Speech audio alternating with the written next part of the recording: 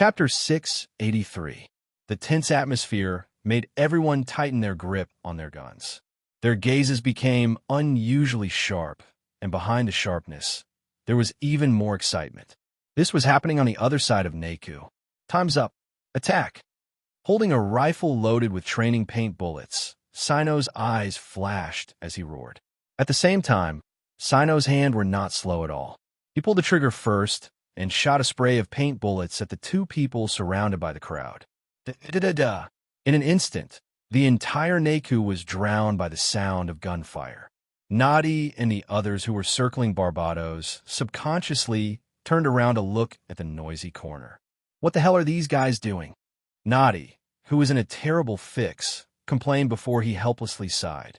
He was not in the mood to watch the commotion. Barbados's protection alone was enough to exhaust him. Da-da-da-da. Amidst the whizzing paint bullets, there were two figures dodging pathetically. Pa-pa-pa. The paint bullets created colorful flowers on the objects floating in the air, giving the two people who were under microgravity a chance to catch their breath. However, there were simply too many youths around with rifles loaded with paintballs. There were so many that almost every gap between the objects was targeted by these youths, and they used bullet comments to seal up these gaps. If it weren't for the fact that the youths were split into two groups, the two who were barely surviving under the barrage of bullets and debris would have been covered in colorful paint from head to toe. Hey, put in more effort. We must make Sino and the others clean the walkway for us. In the midst of the battle, Eugene, who was in charge of directing the other group of people, sneaked a glance at Sino, who was guarding the other side, as he fired a barrage of paint bullets. As if he felt Eugene's gaze, Sino immediately raised the rifle in his hand and waved it at Eugene. What are you looking at? If you keep spacing out, you'll be cleaning up. What? Sino, just you wait. As partners who had been together for a long time, everyone knew each other's personalities.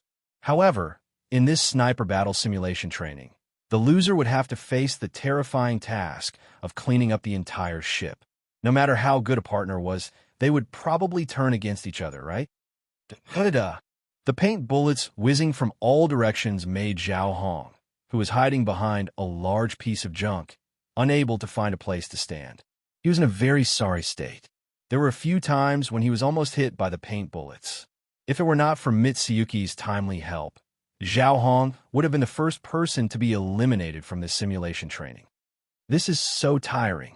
The sturdy Akihiro dodged through the gaps between the debris with difficulty. He also saw the scene of his sellout partner happily holding a rifle and shooting paint bullets at him. He didn't know why, but after constantly dodging, Akihiro, who was a little tired, felt relieved. Zhao Hong! Zhao Hong! Suddenly, a strong force pulled Zhao Hong's collar and pulled him back. Pa! Pa! Two paint bullets suddenly whizzed past Akihiro's feet, and two colorful flowers appeared on the debris on his left. Hoo-hoo! Thank you, Mitsuyuki. Zhao Hong looked at the two flowers and took a deep breath. He could not help but express his gratitude. No, don't be distracted. You don't want to spend your precious time cleaning up, right? Hold on a little longer. Mitsuyuki grabbed Akihiro's arm and turned around to look at Olga and Lei Minkai on the other side. This simulation training was proposed by Rei Minkai. The goal was to allow the three suns and moons to adapt to the microgravity or even the zero-gravity environment, as well as the attacks that came from all directions as quickly as possible. Although Mitsuyuki did not know whether Rei Minkai's method would work or not. But after seeing Olga agree to Rei Minkai's suggestion after thinking for a while, Mitsuyuki knew that what he needed to do was to try his best to complete this simulation training. Hey, Mitsuyuki, I heard that after this simulation training, these junk will gradually reduce until we can directly face Eugene and Sino's attacks. Zhao Hong reached out his hand and pressed on the junk next to him to stabilize his body. Yes, Olga, no. This is Rei Minkai's suggestion. Ryu suddenly recalled the words that Lei Minkai had said to him when he was gathering his subordinates for the simulation training. What? Is it true? Zhao Hong's eyelids twitched, and he could not help but sigh. It could be said that the future is really bad. On the other side, Olga looked at the people who were in full swing, competing to be the first to kick Mitsuyuki and Zhaohong out of the simulation training so that they could avoid the terrible task of cleaning the transport ship. He had never seen this group of people so motivated before. Are you surprised? Olga. Raymond Kai's voice came, but Olga shook his head. No, I'm just a little surprised. I didn't expect that a simple cleaning task could make this group of bastards so active. I really never thought of it. Ray Minkai laughed loudly. Is that so? This is just a reason to make them pay attention to their image and hygiene. Is it that simple? This was the first time Olga learned from Ray Minkai the reason why Mitsuki, Zhao Hong, Sino, and Eugene were so active. Part of the reason, to be honest, besides the disturbance, it also allows Mitsuyuki and Zhao Hong to quickly adapt to the universe environment. After all, the enemies who are used to fighting in a universe environment will not obediently attack you according to the ground combat mode, right? Raymond Kai's words made Olga fall into silence. To be honest, although Olga knew that to go to Earth, he needed a spaceship and a guide, but the actual situation seemed to be somewhat lacking in consideration. Thank you very much, Your Excellency. I've troubled you so much. Suddenly, Olga bowed to Ray Minkai and thanked him. This made Ray Minkai a little surprised. No, it's not necessary. Olga, you're just lacking in experience. To be honest, without the relevant training, you've already done very well. Ray Minkai's praise made Olga a little embarrassed. No, I'm just thinking a little too much. This is not a problem of thinking too much. To survive in the universe, thinking is necessary. Only by thinking more comprehensively can we safely reach Earth by relying on this yuhua to cross the universe. Yes, I understand, Your Excellency. Under the yuhua's back was the wreckage of the armed transport ship and Grace. These killing weapons, which had been built by the top technology of mankind not long ago, were also captured by the gravity of Mars after the spaceships used to traverse the universe became useless wreckage. They turned into fleeting meteors in the Martian sky. And under the spectacular meteor shower in the eyes of the world, there was a desolate desert, and under the bright light of the searchlights in the potholed area of the desert, there were people coming and going, transporting the sand dug out from the desert to the other side. Among the people sweating profusely and constantly waving the digging tools in their hands, most of them were adults with tattered clothes and hungry faces. And next to this group of thin people, but still working hard to dig the desert under their feet, there were strong men holding whips, with ruddy complexions but unusually fierce. Ha! A loud sound of a whip breaking through the air rang out, and a thin and weak figure fell powerlessly into the sand under the bright meteor shower. Get up, you scum. Even if you fall, I won't give you more food to eat. Hurry up and get up. Finish these damn jobs. Pa! The splashing sand was torn into pieces by the waving whip, and it brought with it a burst of bright red mixed in the sand. However, under the sound of the whip breaking through the air, which made the people around shudder and subconsciously speed up their digging movements, the fallen figure seemed to have lost all reaction. He did not move, allowing the whip that was enough to tear his flesh to hit his body. Pa! The sound of the whip whistling, the muffled sound of the whip hitting the thin body, like the whisper of the devil, made the people around show incomparable fear, afraid that the whip that seemed to be able to tear the night sky would hit them. Stop! A clear and melodious voice sounded, like the ray of sunlight that broke through the night sky at dawn. The leather whip, which was exploding with terrifying sounds, suddenly stopped. The fierce eyes and fierce face suddenly became soft, and there was even a hint of flattery. Yes, Ms. CC, I'm just urging this group of lazy people to work hard. Please forgive me. The 8-meter-tall burly man was like a kitten trying to please the green-haired woman who was only 68 meters tall. He bowed slightly, and his voice was as soft and low as possible, afraid that he would disturb the mysterious girl in white with soft and beautiful green hair, who was no different from the legendary elves. The progress is going according to our plan. There's no need to force them like this. If it's time to take a break, Take a break. The green-haired girl turned her gaze and looked at the panic-stricken faces around her. Her figure was abnormally small, and she could not be called a human at all. She could not help but sigh in her heart. Yes, yes, everything is as you wish, Ms. Cece. Although the burly man was very unhappy, under the powerful financial resources of the green-haired girl in front of him, he still did as he was told. Pa! The sound of the whip tearing through the night sky exploded again. However, this time, it was not a life-threatening talisman that forced them to dig, but a horn of liberation. You lowly scum, listen up. Thanks to the understanding of the kind and beautiful Ms. C.C., you can finally get 4 hours of rest. So, in the next 4 hours, you worthless reptiles, thank Ms. C.C. properly and restore your mental and physical strength to complete the next excavation plan. Pa!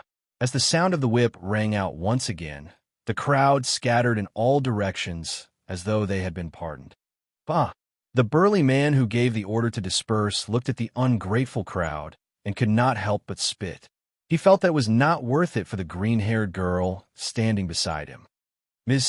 C, look at this group of reptiles. They don't know how to be grateful, no matter how good you are to them. This group of reptiles that are worse than trash will forget your kindness when they turn around. The green-haired girl looked at the scattering crowd and shook her head silently. Then she raised her head to look at the night sky that was occupied by the meteor shower. Why are you starting to feel sad today? At this time, a series of familiar footsteps sounded, and at the same time, a voice that unexpectedly made Cece feel like she was asking for a beating. Oh, it's a woman's natural right to be sad about certain things. Could it be that His Majesty is also jealous of this? The moment the purple light of dawn appeared behind the green-haired girl, the burly man guarding the green-haired girl fell into a daze before he could even speak. You did well. Now go back and rest. The next task is very important. When the steady and magnetic male voice sounded, the burly man immediately stood up and hit his chest hard. Yes, my holy and supreme majesty. Tilting her head slightly, the green-haired girl who watched the burly man walk towards the brilliantly lit area like a marionette. At a glance, it was obvious that it was the central area of the excavation site. The green-haired girl showed an ambiguous smile. Why? Are you playing your tricks as soon as you arrive here? Your Majesty, don't call me by that name. Cece, you know I hate that name. When the soft sound of leather shoes stepping on the desert echoed in Cece's ears, a tall and straight black-haired youth with the aura of a superior appeared beside her. Hee, is that so? Not calling you your Majesty? Is there any other name for you? For example, Mr. K, the Senator of Destiny? Or Lou Lucio? See, laugh softly, just like a witch who liked to play pranks. The black-haired youth shrugged helplessly and smiled. Whatever you like, but I have a better suggestion. If you say your initials are C, right? Then, with my name Lou Lucio Lamperugi, it's LL. How about it? Between us, we can call each other like that. The black-haired youth's half-serious words stunned the green-haired girl on the spot, and she did not recover for a long time, until her expression changed several times and her eyes began to glow. She suddenly turned her face away, and her back faced the black-haired youth who called himself L. Whatever you like. Seeing this, the black-haired youth's lips curled into a proud smile. Suddenly, a burst of noise exploded from the central area of the excavation site without warning. If one listened carefully, one would find that these noises were actually the screams of fear from humans in panic. Moreover, following the screams of fear, there were continuous gunshots and explosions. It's begun. The green-haired girl who secretly wiped the moisture from the corner of her eyes raised her head and looked at the brightest area of the excavation site. Her eyes revealed a look of pity. You can't bear it? Cece, I didn't expect that you, who was called a witch, would have a soft heart. No, it's just that I don't want her to see this scene. Lou Lucio. No, she won't see it, because this scene wasn't caused by us at all. Instead, it was caused by the culprits who wantonly trampled on their fellow humans and wantonly mistreated them. The black-haired youth sneered. In order to plunder more wealth, they didn't hesitate to sell their own kind as commodities. They know those beasts were already doomed to today's ending. It's a well-deserved ending. At the moment when the meteor shower in the night sky was the most dazzling, the desert once again swept up a burst of cold wind. In the cold wind, among the screams of fear mixed with gunshots, there was a faint sound of low and strange words. The world is an egg. I'm a chick, facing the cold wind blowing against his face. Lucia walked up the hillside and looked at the brightly lit excavation site that had been dyed red by the dazzling bright red. Lilina, brother finally found you. Chapter 684. Report. Emergency. Agent Major McGillis. In the cruiser, McGillis was sorting out the affairs of the Mars branch that became a bit chaotic due to Connor's death, when a hurried voice interrupted his thoughts. Before he could react, Galio, who was standing next to him, scolded him. What are you panicking for? How can you be so flustered? McGillis raised his right hand, stopped Galio, and looked at the subordinate who was a little flustered because of Galio's scolding.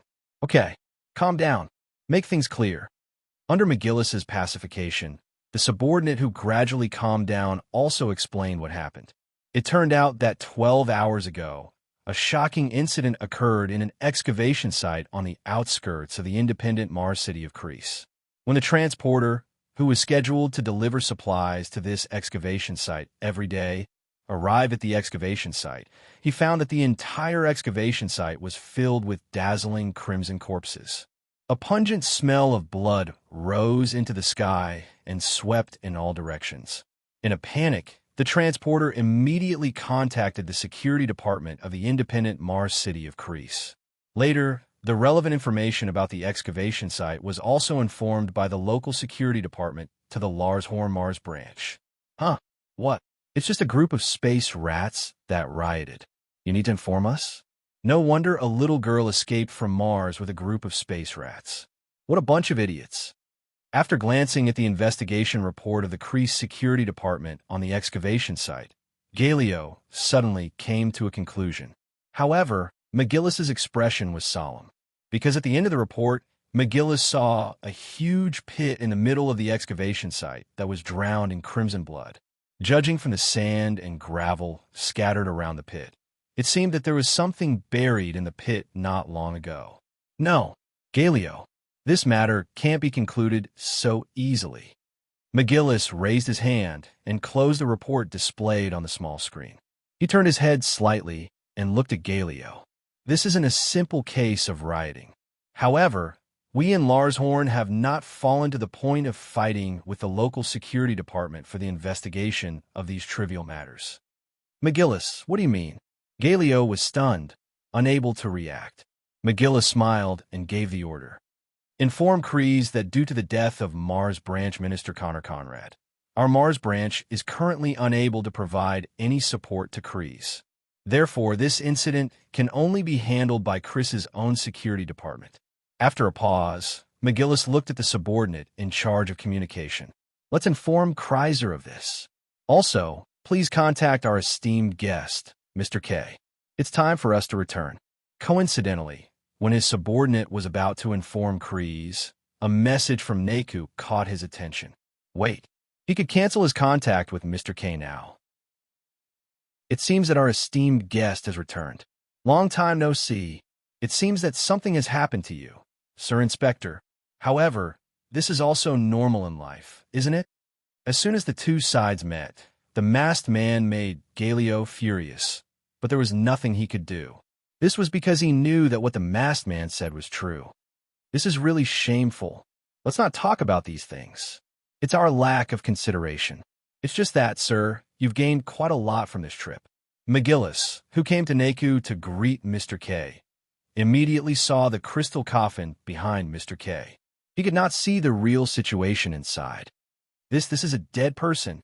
Galio also noticed the existence of the thing and subconsciously voiced his doubts.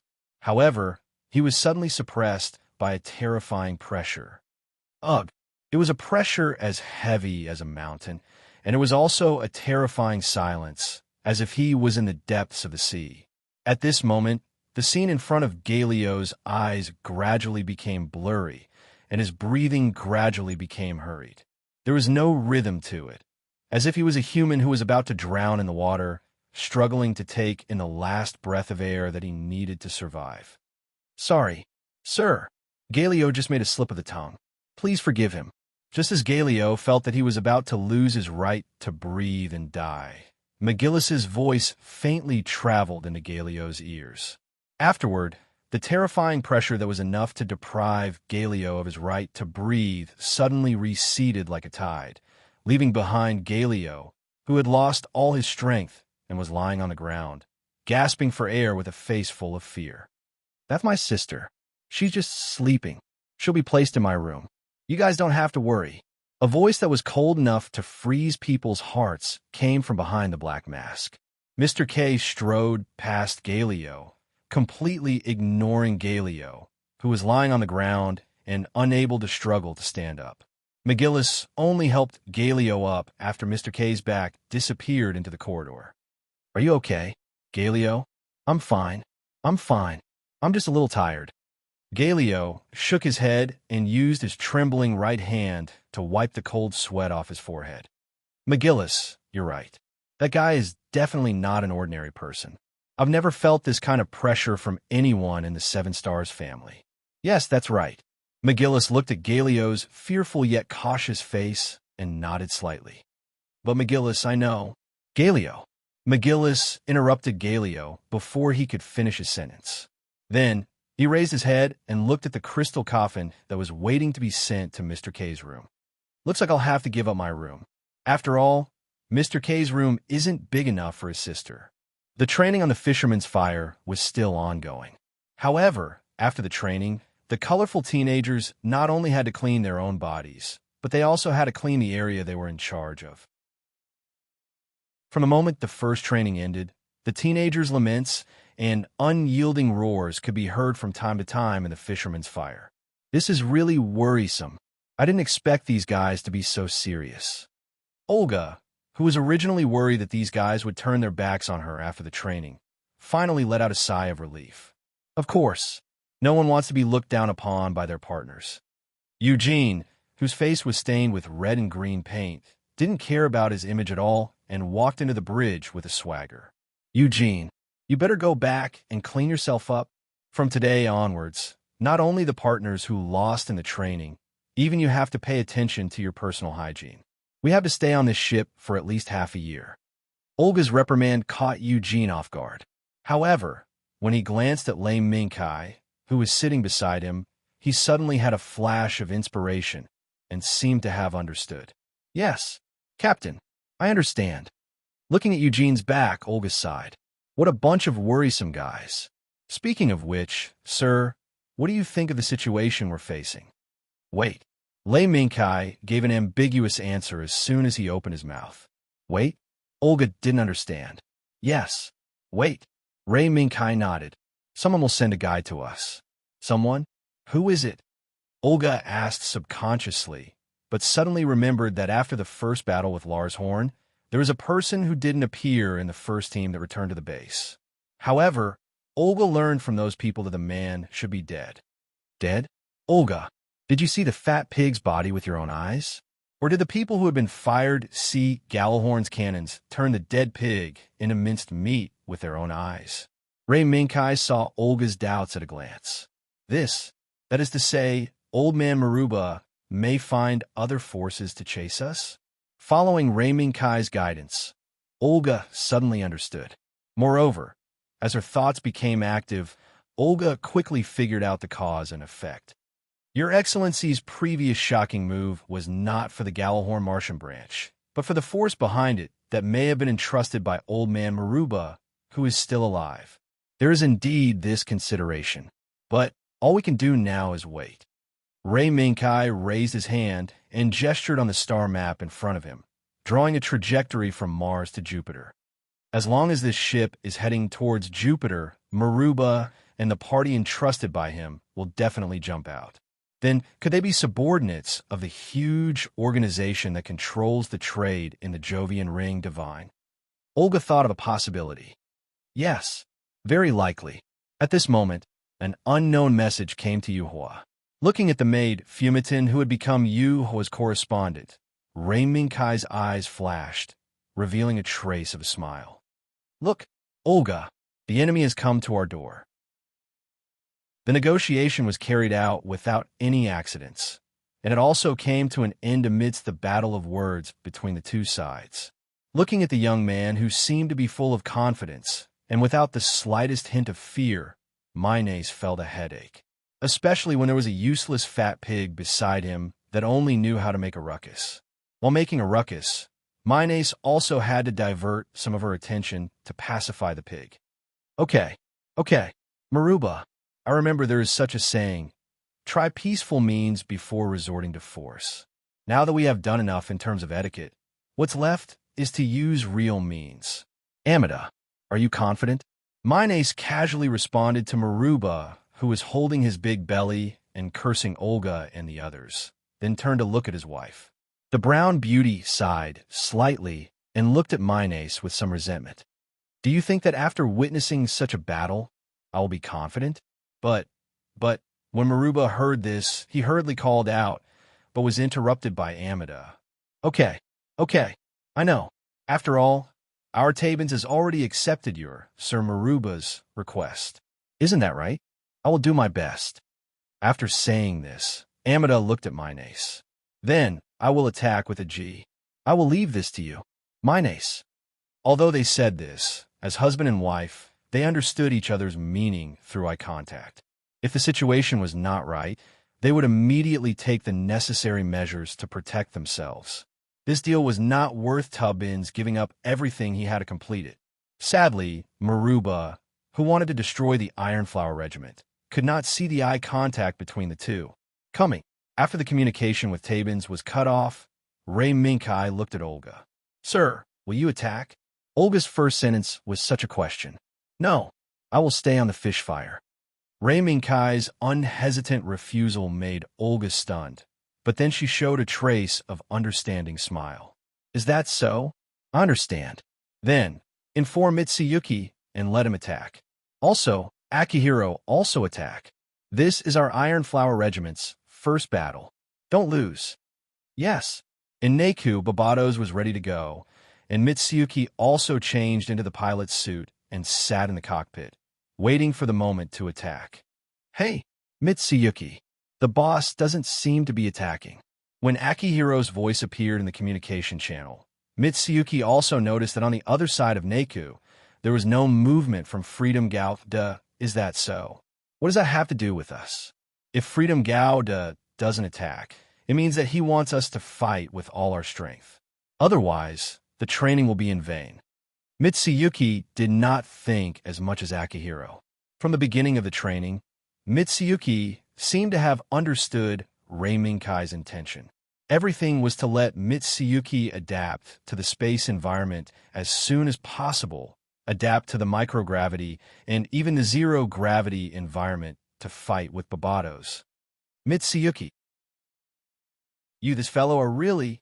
Akihiro moved her lips, but in the end, she still put away her thoughts and waited for the attack. The mechanical arm rumbled as it operated.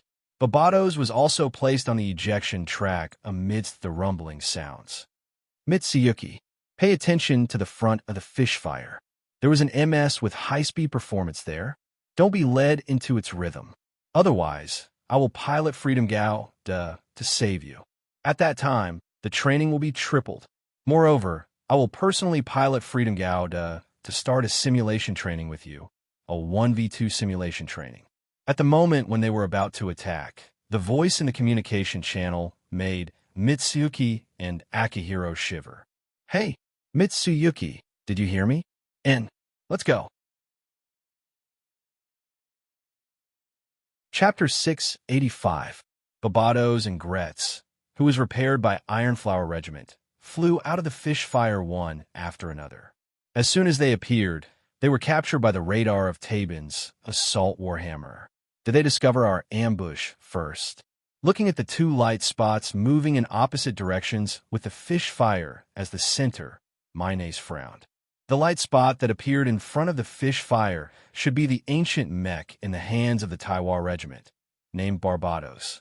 The other light spot that was rapidly moving towards the rear of the fish fire, which was obviously trying to stop the attack of the MS sent by Tabans, was probably, seemingly feeling Mayonnaise gaze, Maruba, who had an arrogant look on his face, but didn't know that Mayonnaise had other plans in her mind, hurriedly waved his hand. I don't know where they got the MS from. As he spoke, Maruba suddenly had an idea. That's right. It's possible that they captured Gallahorn's MS when they attacked my base. Mayonnaise frowned slightly. In the entire human world, only Lars Horn had the resources, the technology, and the ability to continuously produce new AHAP reactors. Other than that, even Divac, who was famous in the outer circle, could only use the antique AHAP reactors left behind from the Sacrificial War era. Now, this unknown Ironflower regiment was actually able to capture and use Lars Horn's MS in a real battle. Most of the organizations under Divac's command couldn't do this, right? Maruba, do you remember anyone worth paying attention to in that group of teenagers?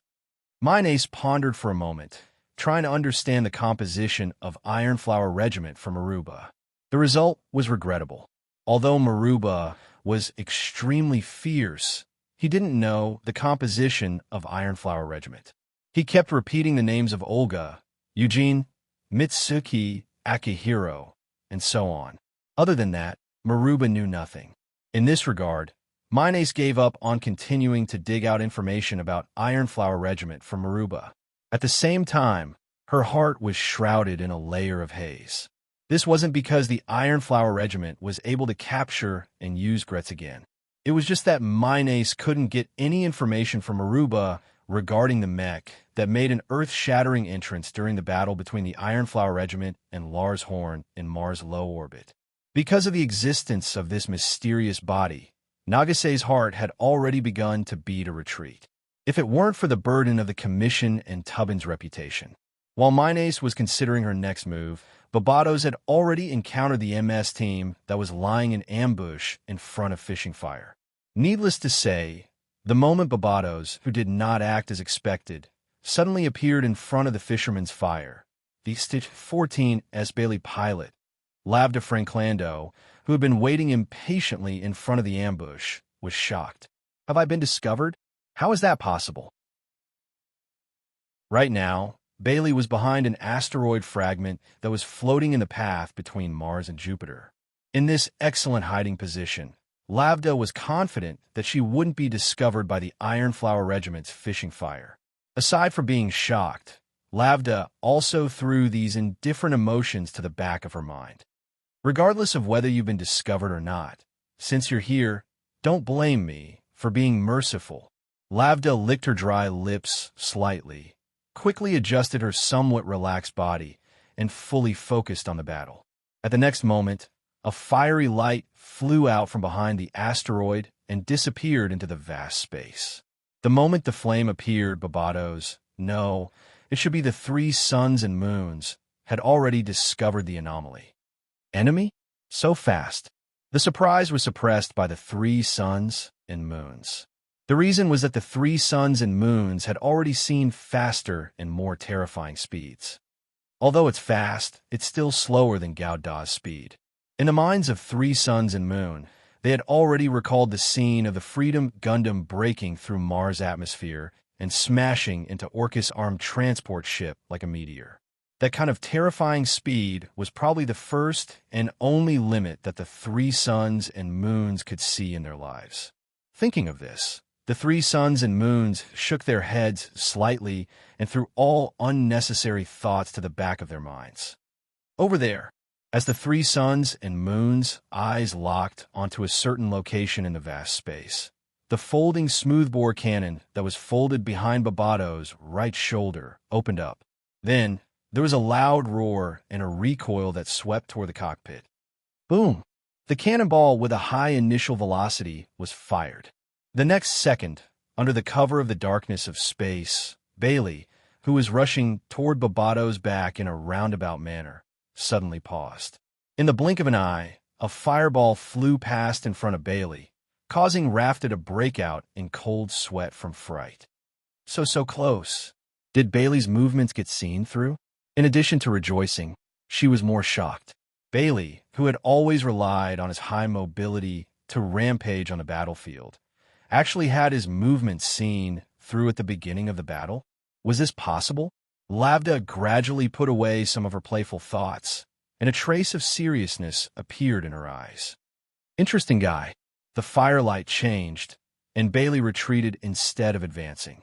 He turned and disappeared into the darker and deeper space, widening the distance between him and Barbados at an even faster speed. Can't hit him? Barbados kept adjusting the shooting angle of the smoothbore cannon, but he was still unable to catch up with Bailey's back that was getting farther and farther away. Frowning slightly, the three suns and moons finally made a decision. That was chase. On the other side, the Grez piloted by Zhao Hong also encountered two Bailey that attacked from Warhammer 1 after another. Blue and red MS? I think it's called Bailey? Balian? I don't remember. Compared to the lack of information on Taiwa Regiment on Tabin's side, Taiwa Regiment knew about Bailey and Balian piloted by Tabins in advance because of the existence of Rei Mingkai. However, Zhao Hong, whose brain was not developed, did not seem to remember the difference between Bailey and Balian. However, after a short observation, he classified the two into the same category. Grez took the initiative to attack, trying to use the 120mm rifle in his hand to break up the formation of the two Balian to prevent himself from being attacked at the same time. Of course, with such an attack, Zhao Hong did not expect to be able to take down even one Balian at once. What he hoped for was to delay the other party's attack as much as possible. Oh, you want to break up our formation as soon as you come? That's a textbook approach. A G spread out. Also, be careful of the other party's warship. I have a hunch that as long as we get close to that warship, we will be in big trouble. Understood. In the blue Balian, a calm female voice called a G Guru Min was heard.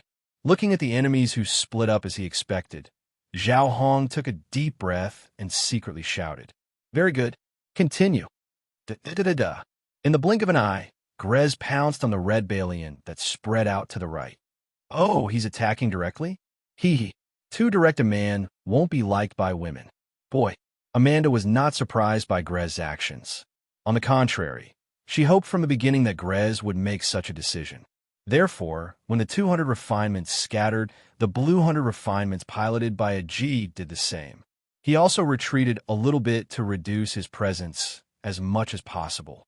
He cooperated with Amida's red 100 refinements to attract Grez's attention. It's a trap. Zhao Hong fell for it. This scene was naturally seen by Lei Mingkai, who was standing on the bridge of the fish fire vessel. A trap? Olga, who gave up the command position to Eugene, looked up and saw Grez, who seemed to be fighting back and forth with the red Balian. Yes, this is to lure the enemy in. From the beginning, the enemy was afraid of Fishfire's bombardment and did not intend to attack our ship at close range. Therefore, the only choices left are Barbados and Grez, who are attacking. Rei Mingkai made a simple analysis of the battle in front of him. He believed that these simple battles would not be difficult for Olga. The only thing that could make Olga feel difficult was the following action. The enemy had begun to consciously lure Grez into the range of Warhammer's attack. If Zhao Hong did not make a decision in time, and Zhao Hong did not react in time, Grez, who was attracted into the range of Warhammer's attack, would very likely become the first victim of this battle. Olga's brows furrowed slightly. Now, in order to meet Tabin's attack, Fishfire had turned the bow and used the hardest armor to meet the enemy's fierce cannon fodder. If Olga's gaze involuntarily drifted to Rei Mingkai, as long as Rei Mingkai piloted Gao to attack, with Freedom Gao Da's unparalleled speed, it would certainly be able to end this battle in an instant. But as soon as this thought appeared, Olga strangled it to death. If every battle had to rely on Rei Mingkai and Freedom Gauda, then how could the Iron Flower Regiment face Rei Mingkai's investment? Olga, who was thinking nonsense, was suddenly patted by someone. Regiment Commander Olga. Sometimes, hesitation will make you regret it. Ray Minkai patted Olga's shoulder and looked at Olga with a smile that did not look like a smile. Olga was stunned and slightly shook her head. No, Your Excellency, if we have to rely on you every time, then what value would our Iron Flower Regiment have for you to invest in? Ray Minkai did not think so. Or rather, this was the reason why Ray Minkai took the initiative to not attack. Olga, since I have already invested in the Iron Flower Regiment, then when it comes to the Iron Flower Regiment's future development, I have the right and obligation to participate. But raise your head, Regiment Commander Olga. You are facing the Iron Flower Regiment's major shareholder. In the Iron Flower Regiment's critical moment, asking for the help of a major shareholder is not something to be ashamed of. Ray Minkai's expression was serious, criticizing Olga's hesitation with a reprimanding attitude. Olga opened her mouth, but for a moment, she was unable to say anything. Or perhaps you want to take a risk and try to forcefully launch a surprise attack, using the method of jumping between warships to launch a surprise attack on Tabin's ship? In just a few words, Ray Minkai actually exposed all of Olga's thoughts, making Olga speechless. Your Excellency, how did you guess my thoughts? While Yuhua was continuously enduring the bombardment from the Warhammer, causing waves of tremors, Ray Minkai smiled confidently and pointed at Olga's shocked face. Do I still need to say it? Olga, your thoughts are unreservedly displayed on your face. A boom! An even more violent bombardment exploded on Yuhua's bow armor, causing a large cluster of sparks to explode. At the same time, it also caused the people inside Yuhua to suffer an even more intense tremor. Phew! In the midst of the tremor, Olga slowly let out a breath. It seemed that he had already made his choice. You are right. I was thinking too much. Then, Your Excellency, please help the Iron Flower Regiment. No matter what, we need Divak's help. So, please let please let Divak witness the strength of our Iron Flower Regiment. Olga, who had just woken up, respectfully asked Ray Minkai. In the next second, Ray Minkai's hand patted Olga's shoulder again. Raise your head. Olga, you don't have to do this in the future. To be honest, I am also a member of the Iron Flower Regiment. Olga stared at Ray Minkai's back as he disappeared behind the cabin door. He slowly let out a sigh. Did the Iron Flower Regiment win this battle? The answer was obvious. Inform Mitsuyuki and Akihiro to hold on a little longer. We've won this battle. It seems that we lost. The traps set by Amida and Aji did indeed attract the attention of Grez, piloted by Akihiro, and lured him step by step into Warhammer's anti-air firepower. However, Mine's heart wasn't happy. The premonition in his heart became more and more real at this moment. Where is Lavda? Is she still entangled with that warship? As soon as the words left his mouth, Minace knew that it was impossible. From the beginning of the battle until now, the only thing that bombarded Yuhua was his Warhammer. Bailey, who was supposed to launch a surprise attack on Yuhua, was entangled with that antique warship. For Minace, this was the first time he saw Lavda's 100 Refinements Regiment in a stalemate. I say, Your Excellency Maruba, this battle should be about to end right here. Let's do it before that terrifying organism appears. Minace pressed down on his hat and glanced at Maruba, who was gritting his teeth while looking at Yuhua on the screen. What? Maruba didn't react for a while. In the next second, Minace helplessly sighed and pointed at the fire that appeared under Yuhua. Look, that terrifying warship appeared. Let's surrender. Chapter 686. He's surprisingly tenacious. Akihiro, who had just become an MS pilot, was exceptionally tenacious even after falling into the trap set by Amida and Aji. Amida couldn't help but sigh. Just as Akihiro was about to enter Warhammer's maximum attack range under his and Aji's joint attack, Amida suddenly received an emergency message from Warhammer. Amida, come back quickly. Neme's tone was very anxious, which made Amida feel a little uneasy. What? Amida did not react for a moment, but in the next second, he had a flash of inspiration. It's that body. Amida, who had just realized did not inform Aji. Aji's exclamation had already sounded in the communication channel, mixed with a fierce roar of steel colliding. Ah, boom! Aji. Amida anxiously looked at the blue panzer piloted by Aji. At the same time, he controlled the red panzer to raise the 100mm short rifle in its hand and pointed it in that direction, trying to provide cover for the blue panzer. In the end, Amida saw a mysterious and unfamiliar body with a pair of steel wings open in front of Gretzky. It's him. What Amida was worried about before the attack finally happened. That mysterious mecha, which was the Freedom Gundam, had finally made its move. However, the pair of beautiful and terrifying light wings displayed in the battle in the Mars low orbit did not appear in front of Amida's eyes. Even so, the fear in Amida's heart did not decrease at all. Akihiro, what's the situation? Akihiro was also surprised. He did not expect Rei Minkai, who had said before the attack that he would not attack, to appear in front of him in the free Gauda and instantly suppress the two panzers that had been suppressing him. Oh no, I'm fine. It's just that I'm a little exhausted. Akihiro seemed to have not recovered from the one-sided abuse just now. He only felt that it was caused by his lack of skill. Is it just exhaustion? Akihiro. Rei Minkai's question made Akihiro freeze on the spot. After going through the training arranged by Rei Minkai, Akihiro understood what he should pay attention to when fighting in space. However, Akihiro had made a mistake that most MS pilots who participated in actual combat for the first time would make. I was wrong, Your Highness. Zhao Hong understood quickly and admitted his mistake quickly.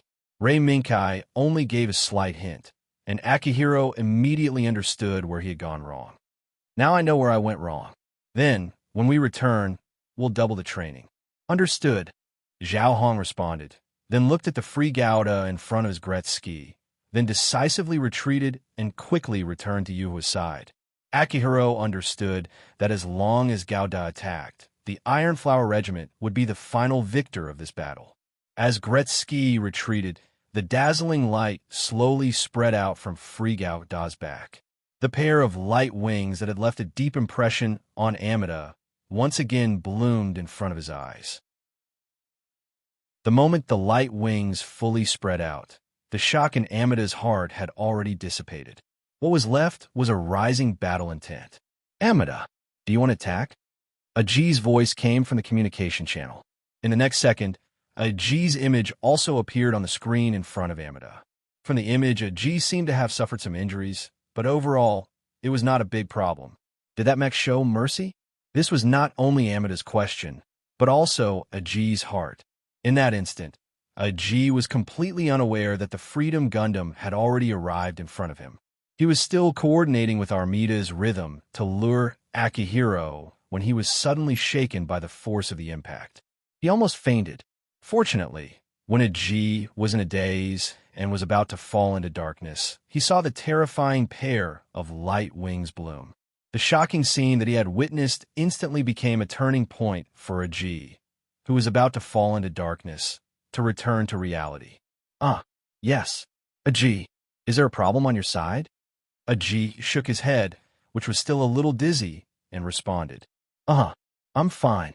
However, before they could do anything, free Gauda disappeared in front of them. Amida, be careful, he's behind you. As soon as Aji's voice sounded, Amida had already controlled the mech to accelerate urgently. While turning to the back, he raised his hand and fired a series of maneuvers. Swoosh! At that moment, a vast expanse of white light seemed to appear in front of Amida's eyes. It was an icy white light that seemed to carry the call of death. Boom! Before the white light faded from Amida's eyes, a rumbling sound was transmitted from the right hand of the Red Panzer to the cockpit. A short rifle? Has it been destroyed? Amida, whose vision was obstructed by the white light, did not panic. Instead, he calmly controlled the Red Panzer to pull out the single-edged sword and stabbed in the direction his intuition pointed him to. Buzz! A wave of vibration came from the front of the single-edged sword and was caught by Amida's sharp senses. I stabbed it. When the white light faded, the scene that appeared in front of Amida gave him a huge shock. From the feedback, The Red Panzer's single-edged sword had indeed stabbed the enemy. However, in reality, the single-edged sword had not been able to pierce through the enemy's armor as Amida had imagined. Instead, it had been blocked by a method that Amida did not understand and had not been able to pierce through Free Gauda's armor. Buzz. Looking at the undamaged armor, Amida reacted quickly. In the blink of an eye, he had the Red Panzer fire several rounds of attacks, but there was only one result. The strength of Free Gauda's armor was far beyond Amida's imagination. How is this possible? It's not damaged at all? Swoosh! A cold light flashed, and the single-edged sword in the Red Panzer's hand broke, ending up in the same state as the short rifle. Buzz! Then, the cold light that cut the single-edged sword turned back in the void and stopped in front of the Red Panzer's cockpit. I think this battle is over, right? Everyone from Tubbins. Looking at the sharp sword that could pierce through the screen and stab him, Amida heard a young and unfamiliar male voice. And this voice did not appear in the previous negotiations with the Ironflower Regiment. Is it really a hidden trump card?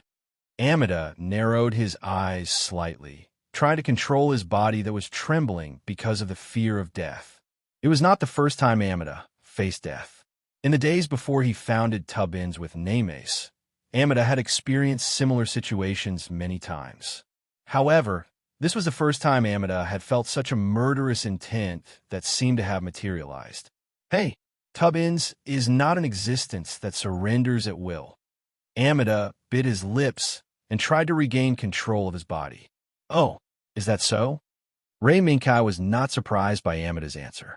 After all, in the world that Ray Minkai was familiar with, when Tubbins faced the attack of the Ironflower Regiment, the battle only ended when Olga and the others successfully jumped out and broke into the bridge of Warhammer. But now, then, don't blame me for being rude. Respected ladies, the moment a light smile appeared on Ray Minkai's face, the Free Gauda in front of the Red Panzer disappeared in front of Amida's eyes. No, Ajay, stop him. That body is not good for Warhammer. The moment Amida's reminder sounded, Ajay had already activated his Blue Panzer with all his strength, trying to stop the Free Gauda. However, the Free Gauda's speed was far faster than the Blue Panzer.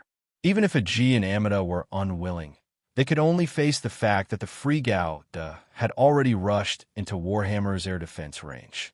In a few seconds, the Free Gauda's blade would inevitably pierce into Warhammer's bridge and kill everyone in the bridge in an instant. No, Ajay, hurry! Amida let out an indignant shriek. Ajay clenched his teeth and tried his best to force out the potential of the Blue Panzer. However, the result did not seem to be changing at all. Stop! We surrender. At this critical moment of life and death, Neme's voice suddenly sounded. Wong. Sound could not be transmitted in a vacuum. However, the moment Nemes made a prompt decision to surrender, the blade that stopped outside Warhammer's bridge and was only a hair's breadth away from the bridge's protective glass made everyone in the bridge hear the sword's cry of death. Those with poor endurance, like Maruba, rolled and crawled to hide in the corner of the bridge, begging for mercy. Maruba's panicked face was covered in cold sweat, and a disgusting stench gradually filled the entire bridge. After looking around the bridge with concern and confirming that the woman she cared about was not seriously injured, Nemes, who decisively gave the order to surrender, breathed a sigh of relief and could not help but feel disdain and disgust for Maruba. Why did she accept this commission in the first place? Was it because the Ironflower Group's assets were too tempting? Was there a day when one's eyes would be pecked by a wild goose? Nemes laughed bitterly, got up, walked in front of Maruba, and disdainfully kicked him a few times. Get up, Your Excellency Maruba. Warhammer's bridge no longer welcomes you. The battle with Tubbins was over. Whether it was the Ironflower Group or Tubbins, both sides breathed a sigh of relief. Next, it was time for the leaders of both sides to meet. However, Ray Minkai did not have much interest in this meeting. As mentioned before, Ray Minkai had no intention of interfering too much with the daily operations of the Ironflower Group. He did not even want to be involved in diplomacy. The only thing he could do was to help the Ironflower Group when they were in danger. Therefore, when Olga and Nemes, who were likely to become sworn brothers, met, Rei Minkai was carrying out a new training plan for Akihiro. For this reason, he gathered all the youths of the Iron Flower Regiment that he could gather. Then, he asked them to follow his plan and set up equipment and even traps in some areas that were temporarily unusable. Finally, it was Akihiro's turn to play. Looking at the excited faces of the teenagers after learning the contents of the plan, Rei Minkai believed that Akihiro's following training will be an unforgettable experience.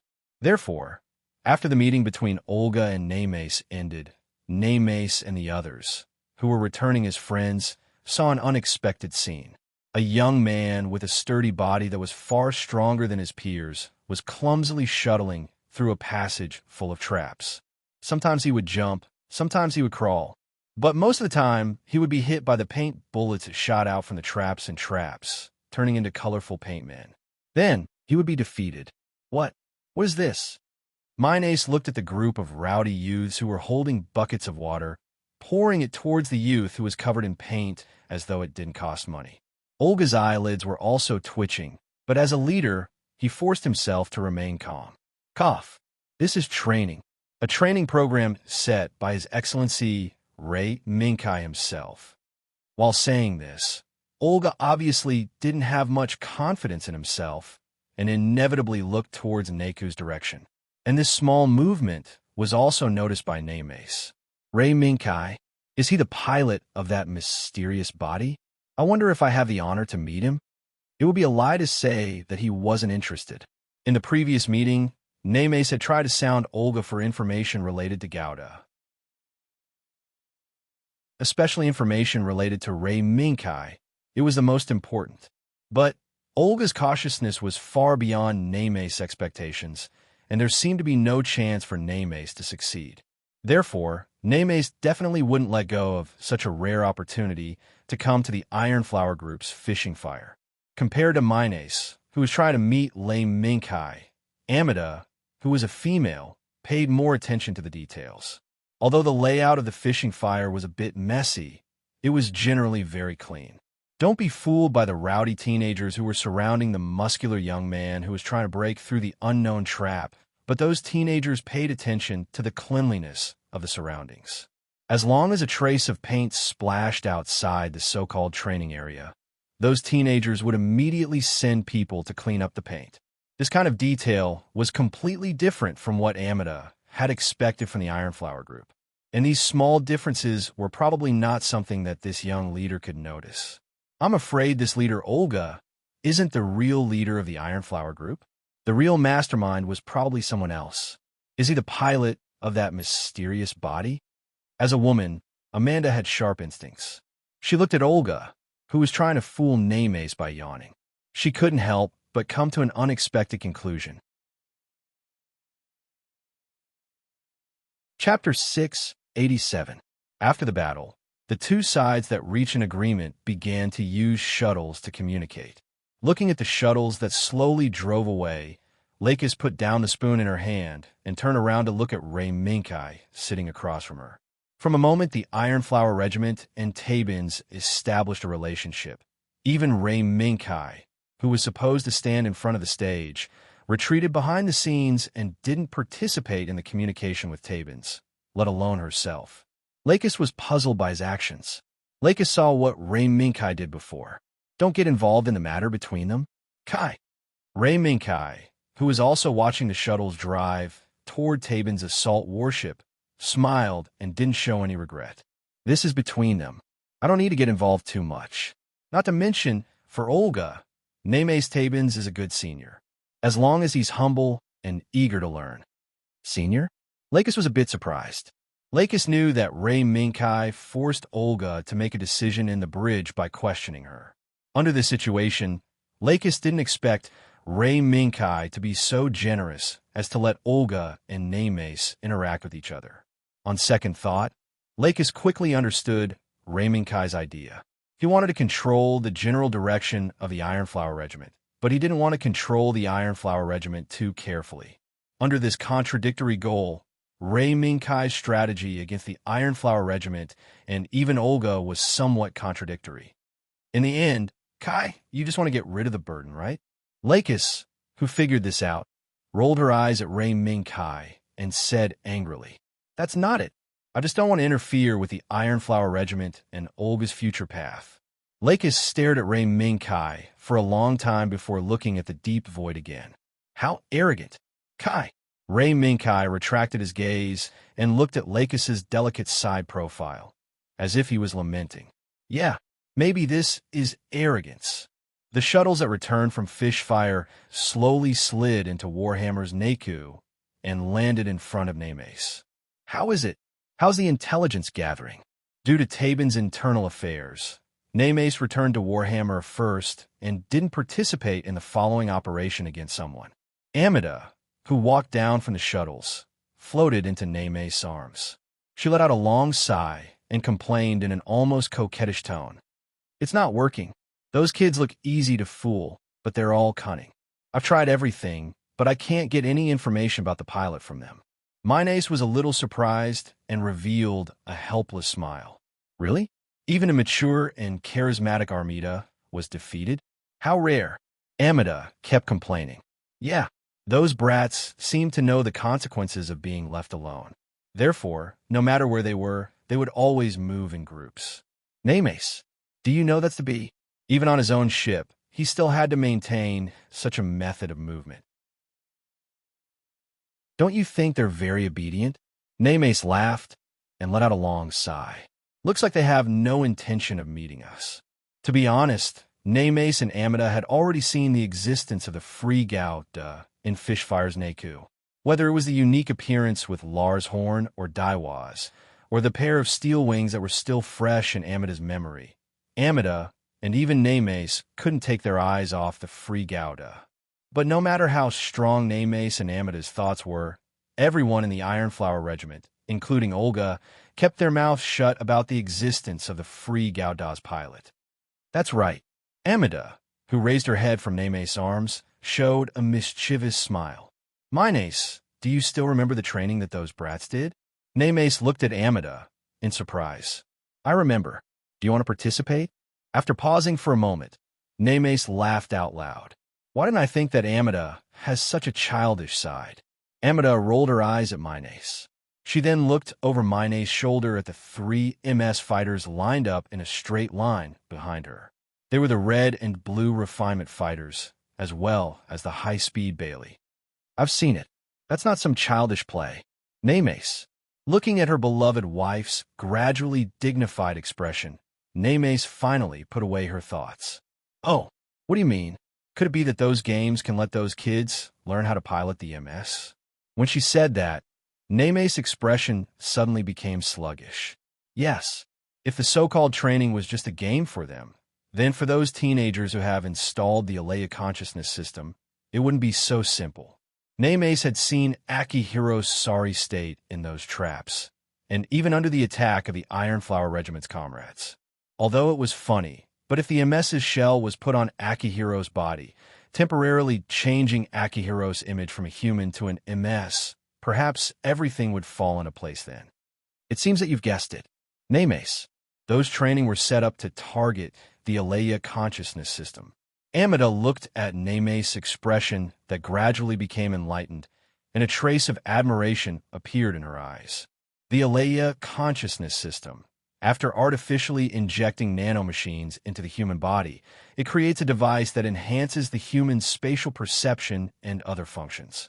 It is said that in the era of the adversity sacrificial war, this device was used to maximize the performance of the MS.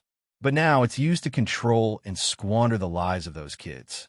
Under such circumstances, I'm afraid no one would ever think of using such a method to train those little brats' spatial perception. Nemesis pondered for a moment, then exhaled. Is that so? Then it seems that this mysterious big shot looks down on the existence of our Tabans.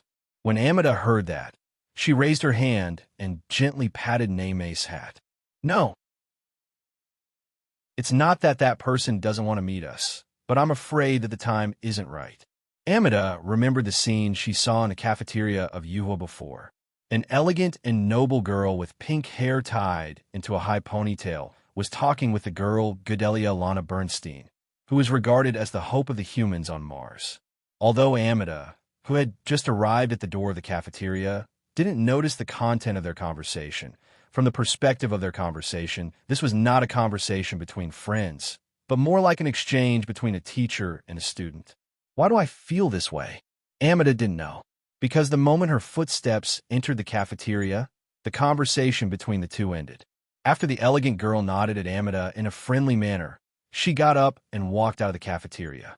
From the beginning to the end, Amida didn't want to ask the pink girl to stay. If it were any other time, Amida would definitely use various reasons to ask her to stay, but right now, Amida didn't have the slightest idea of doing so. In other words, on Yuhua, there was more than one person guiding Olga and the others. Listening to his wife's narration, Nemes suddenly felt that the small Iron Flower Regiment seemed to be hiding unimaginable characters. I'm afraid that's the case. But, Amida giggled. But, the name of the elegant and beautiful girl, I did inquire about it. Compared to the mysterious mech pilot who guided the little kids, the secrets of this beautiful princess were not that difficult to find out. Nemes, do you want to know the name of this princess? Amida pretended to smile mysteriously, making Nemes sigh helplessly. Spare me. Although I haven't seen the princess, I know myself very well.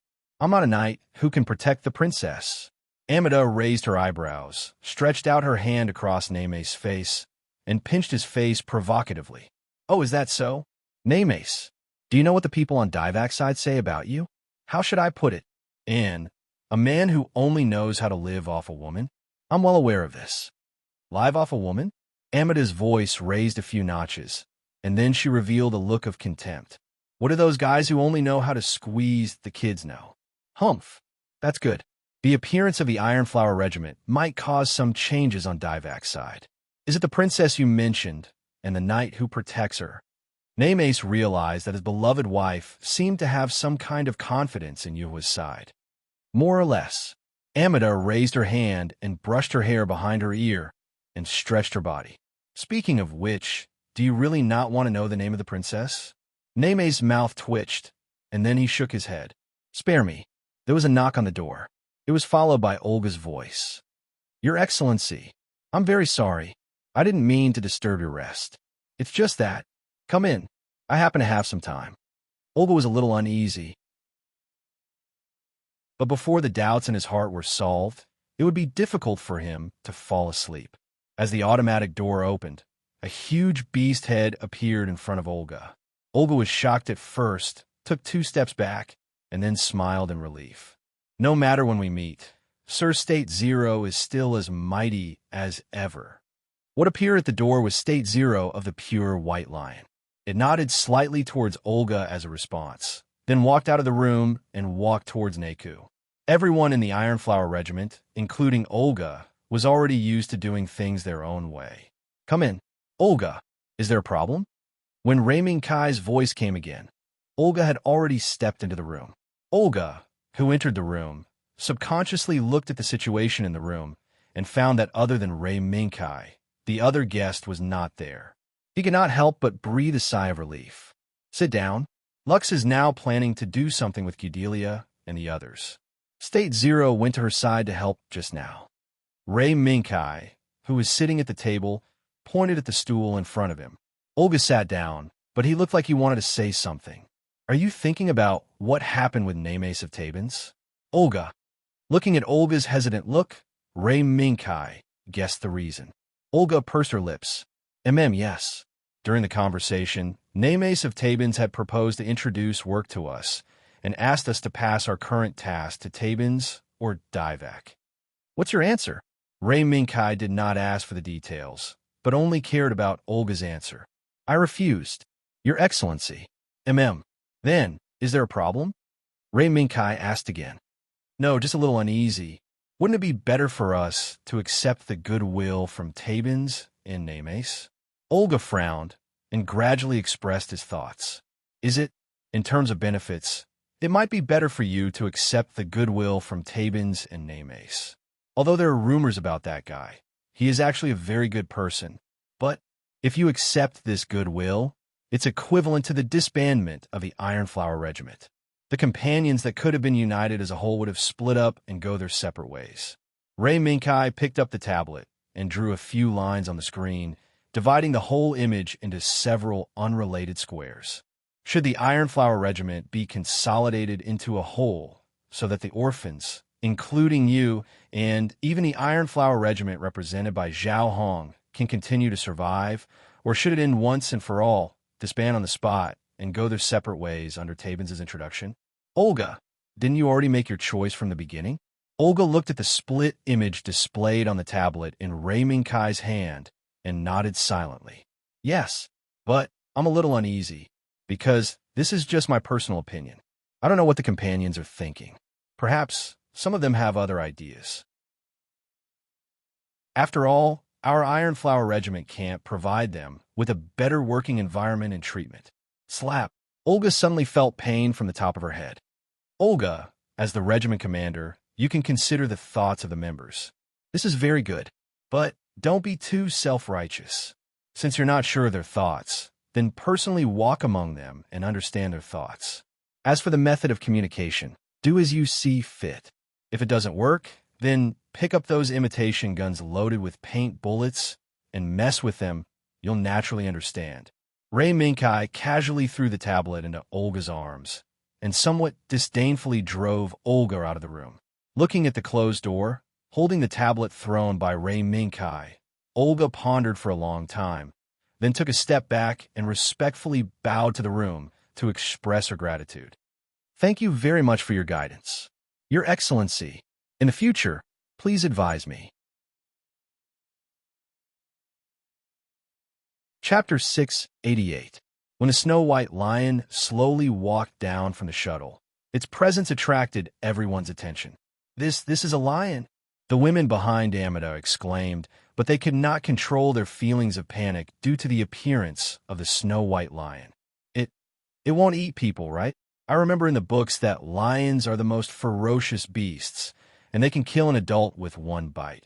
Whispers kept coming from behind her, causing Amida to frown. She couldn't stop her sisters from talking. The appearance of the snow-white lion was beyond Amida's expectations. From a name list given by Yu Hua, there was no information about the snow-white lion at all. What there was a girl who surprised Amida. The name of the mysterious girl who Amida had met once and was called Her Highness the Princess. Lakis Klein, please don't worry. State Zero will not harm anyone. It was only sent by Kyle to protect me. I'm very sorry to have frightened you all. When the hem of the purple dress stopped swaying, the pink girl that Amida had seen before walked down from the shuttle and stood beside the snow-white lion, apologizing to Amida and the others. No, we were just surprised that the lion appeared here. Amida waved her hands and tried to explain, then signaled her sisters to disperse and continue what they were doing. He would leave the rest to Amida to handle. After a pause, Amida glanced at the two girls behind Lakis, Gedelia Lana Bernstein and Atra Mixta, who walked down from the shuttle one by one.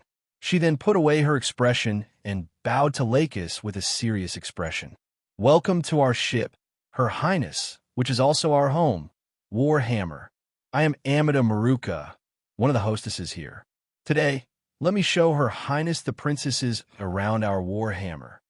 Amida's sudden solemnity not only caused Lakis to frown slightly, but also surprised Gedelia and Atlas. Not to mention Gedelia, who was born into a noble family. Even Atlas was a little dizzy from Amida, calling her Her Royal Highness. Although we've met once before, it's an honor to meet you, Ms. Amida Maruka.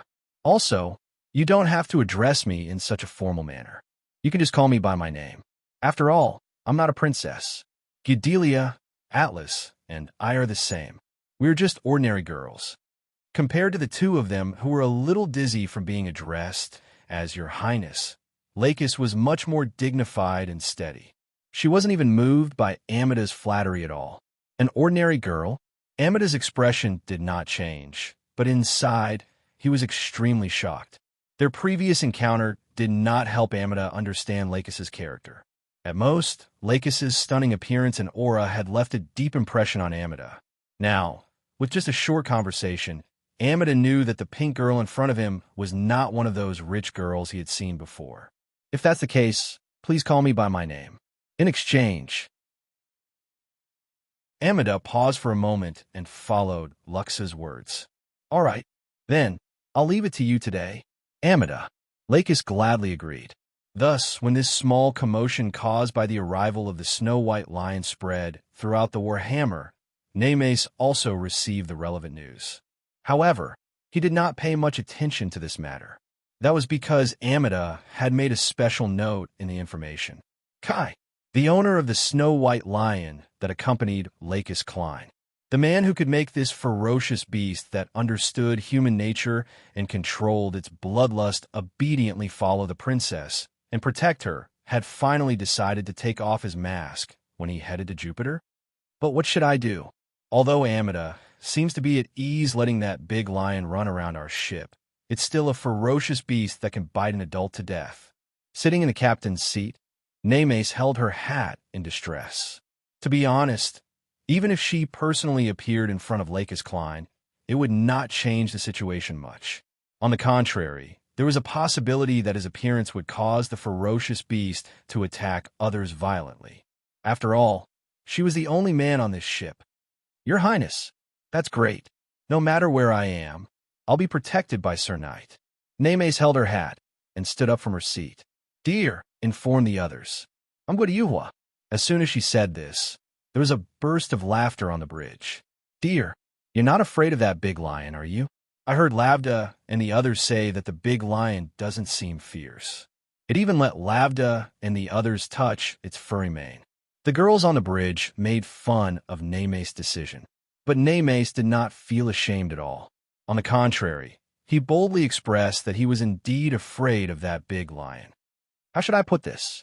Now, on this ship, it seems that only women are slightly safer. Just as well, I have some things to discuss with Olga. That's it. Minace, whose skin was as thick as a city wall, was not afraid of the girls' teasing.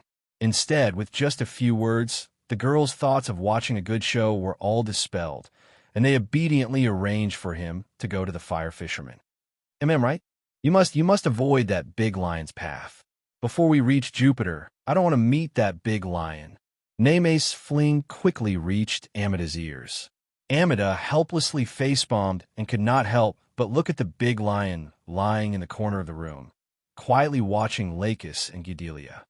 That's it. Lakis and the other girls' tour of Warhammer was still in progress and would not stop just because Nemes ran to Yuhua.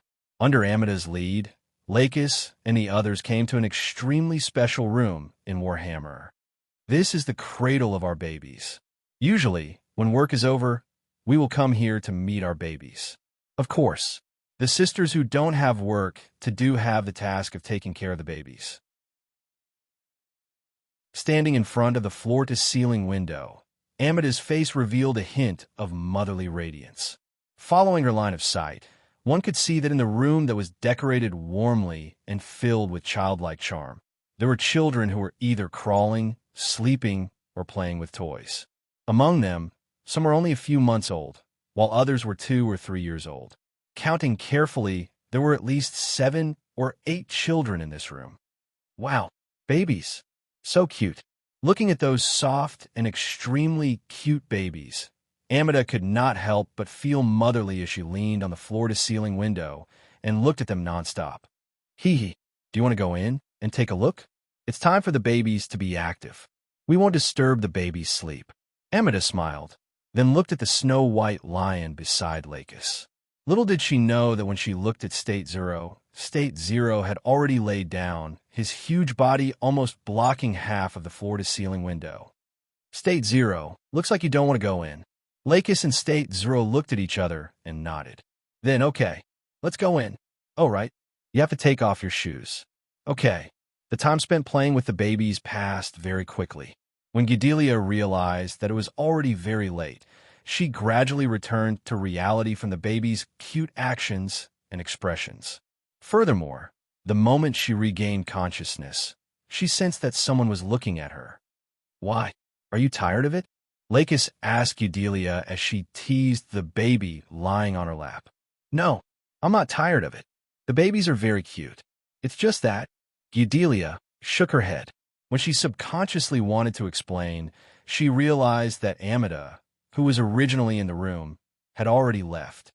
Amida just left because she had something to do. Don't worry. She'll be back later. Right? Atlas. Upon hearing Lakis's words, Atlas, who was playing with the baby in his arms, nodded profusely, indicating that Lakis was right. What's wrong? Eudelia, are you tired? Or are you hungry?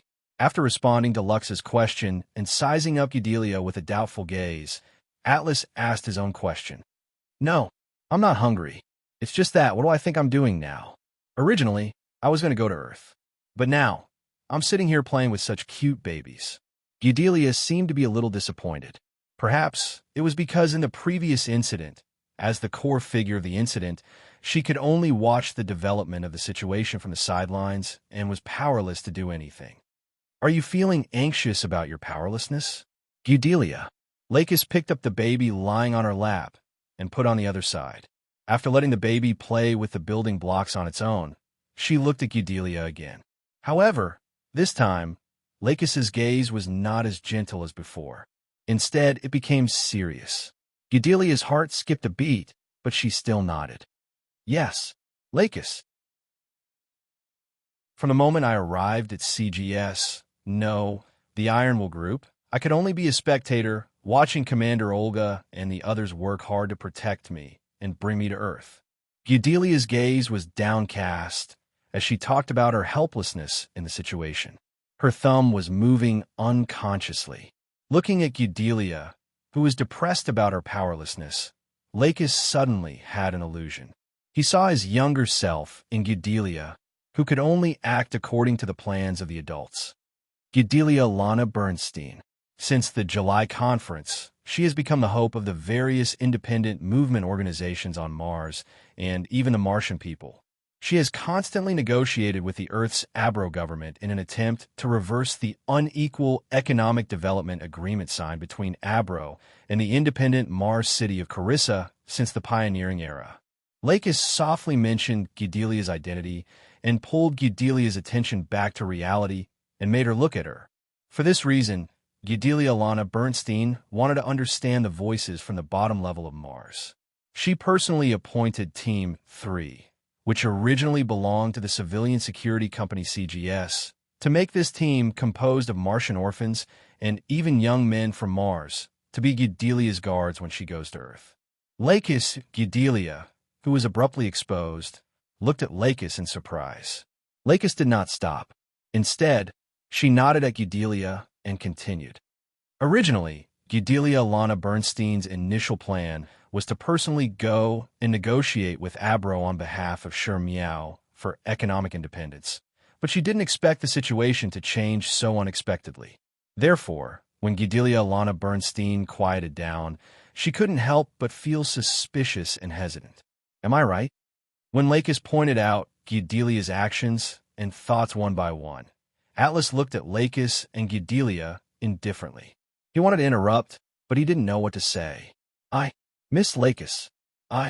Eudelia's mouth moved, but she couldn't find any suitable words to express the anxiety and confusion in her heart.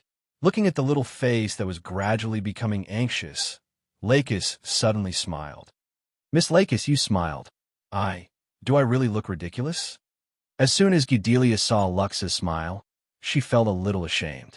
No, I'm not making fun of you. Eudelia, I'm just a little envious of you. A hint of nostalgia flashed in Lakis' eyes. Envious of me? Envious of Eudelia? Eudelia and Atlas asked in unison, puzzled. However, Lakis didn't have the intention to continue on this topic. Sure, Meow Higashiki. This representative of Abro resigned not long ago due to rumors of corruption. Eudelia, under such circumstances, what do you think this former representative of Abro will do? When Eudelia heard Lakis' words, she was stunned on the spot. She wasn't shocked about what Sure Meow Higashiki would do, but because not long ago, this former representative had made an agreement with her. As long as Eudelia Lana Bernstein personally went to Earth and negotiated with him and Abro, then everything would end well. How can this be? If that's the case, won't my trip to Earth? Eudelia's reaction made Lakis sigh inwardly. This was because she couldn't help but think of Rei Minkai's evaluation of Eudelia. She was a girl of hope who had beautiful ideals but lacked certain knowledge and thinking in certain aspects. She was pushed onto the revolutionary stage by the people of the world. Eudelia, your trip won't be in vain. Lakis sighed in her heart at Eudelia's immaturity in certain aspects, but she could only try to guide her. Sure, Miao Higashiki, this former representative of Abro, isn't someone who will sit still and wait for death.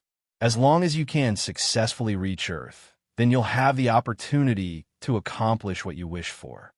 Before Eudelia could muster up any hope, Lakis' next words were like cold water falling on the spot, deeply piercing Eudelia's heart.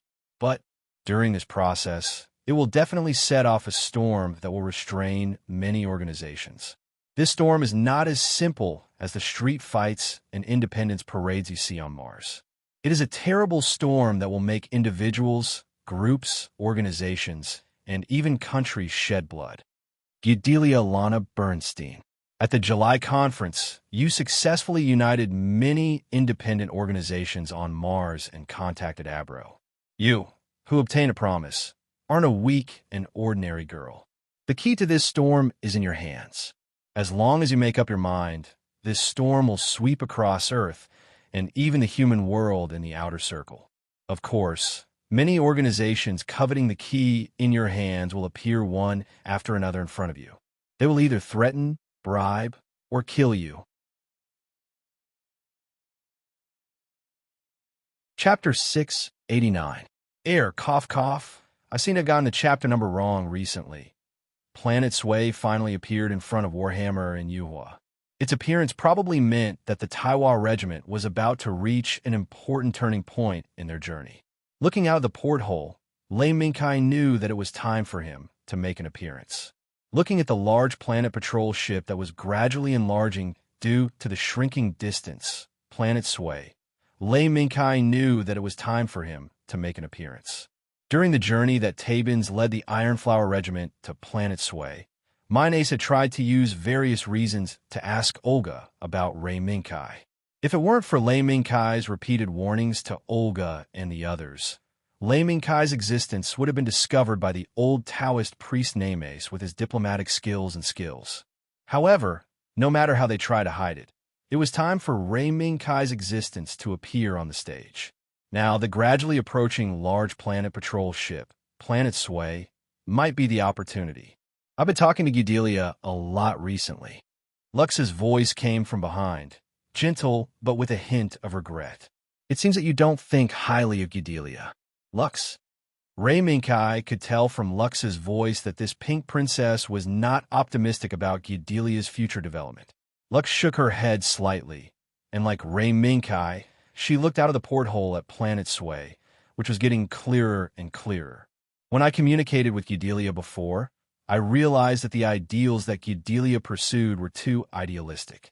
She unilaterally pursued economic independence and gave up other ideals that should be independent and are inseparable from economic independence.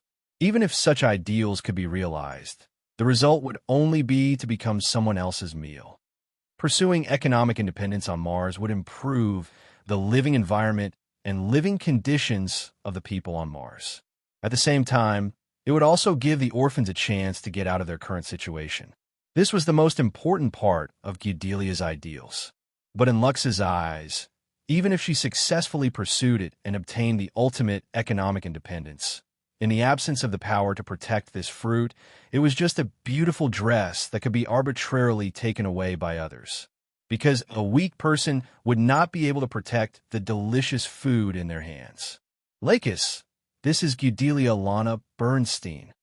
Rei Minkai, who knew Lakis' past very well, pondered for a moment before letting out a long sigh. Yes, Eudelia was not Lax Klein. Furthermore, the world that Eudelia lived in wasn't as extreme as the world that Lux Klein lived in, where one world could be split into two and crush each other. In such an extreme world, the only way for Lux Klein to realize her ideals was to seek strength and peace. Eudelia Lana Bernstein.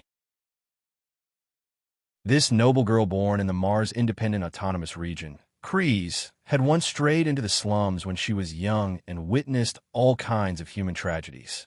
But other than that, she had never experienced the baptism of war.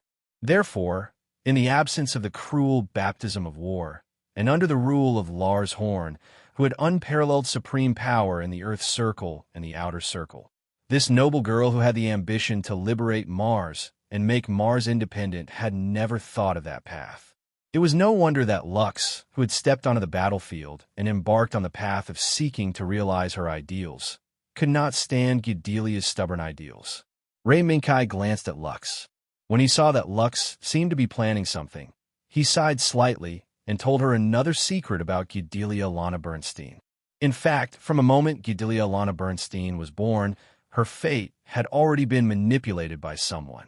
Lux, the Gedelia Lana Bernstein you come into contact with and see, is just a revolutionary girl that a man spent a long time and effort to cultivate in order to obtain his desired benefits. Ray Minkai slowly closed his eyes and recalled everything about the man hiding behind Gedelia Lana Bernstein, the man who was like a fat pig and had endless ambitions. Norris Gordon. This is the man hiding behind Gedelia Lana Bernstein and secretly using all kinds of methods to push Gedelia Lana Bernstein onto the path of seeking Mars independence. How can it be? Lux was shocked at first, then she understood. As a new leader of the Klein faction, Lux Klein's foundation and methods in certain aspects were far beyond ordinary people's imagination. Ray Minkai only needed to remind her slightly, and Lux had already deduced the general appearance and came to a conclusion similar to the trajectory that Ray Minkai knew. From the beginning, Gedelia Lana Bernstein was only cultivated as a vase in a sense. Now, all her actions will pave the way for a certain ultimate goal in the future. Lux's thoughts were like lightning. When she looked at Ray Minkai, she had already deduced Gedelia's possible future trajectory in the future. The girl of hope who led the oppressed Martians to resist, the revolutionary girl who ignored the vastness of the universe, crossed the universe, and personally arrived on Earth. On the eve of the independence negotiations with Abro, she was assassinated by villains who treated the Martians as weeds. Ray Minkai didn't expect Lux to be able to deduce 70% to 80% of Gedelia's future on the colonial satellite in the blink of an eye. Apart from the unexpected ending of the mastermind behind the scenes, Norris Gordon. That's right. This is Gedelia Lana Bernstein. Ray Minkai tapped his fingers on the table and sighed. It's just a vase regarded as hope by the Martians, but it can be easily broken by the mastermind behind the scenes.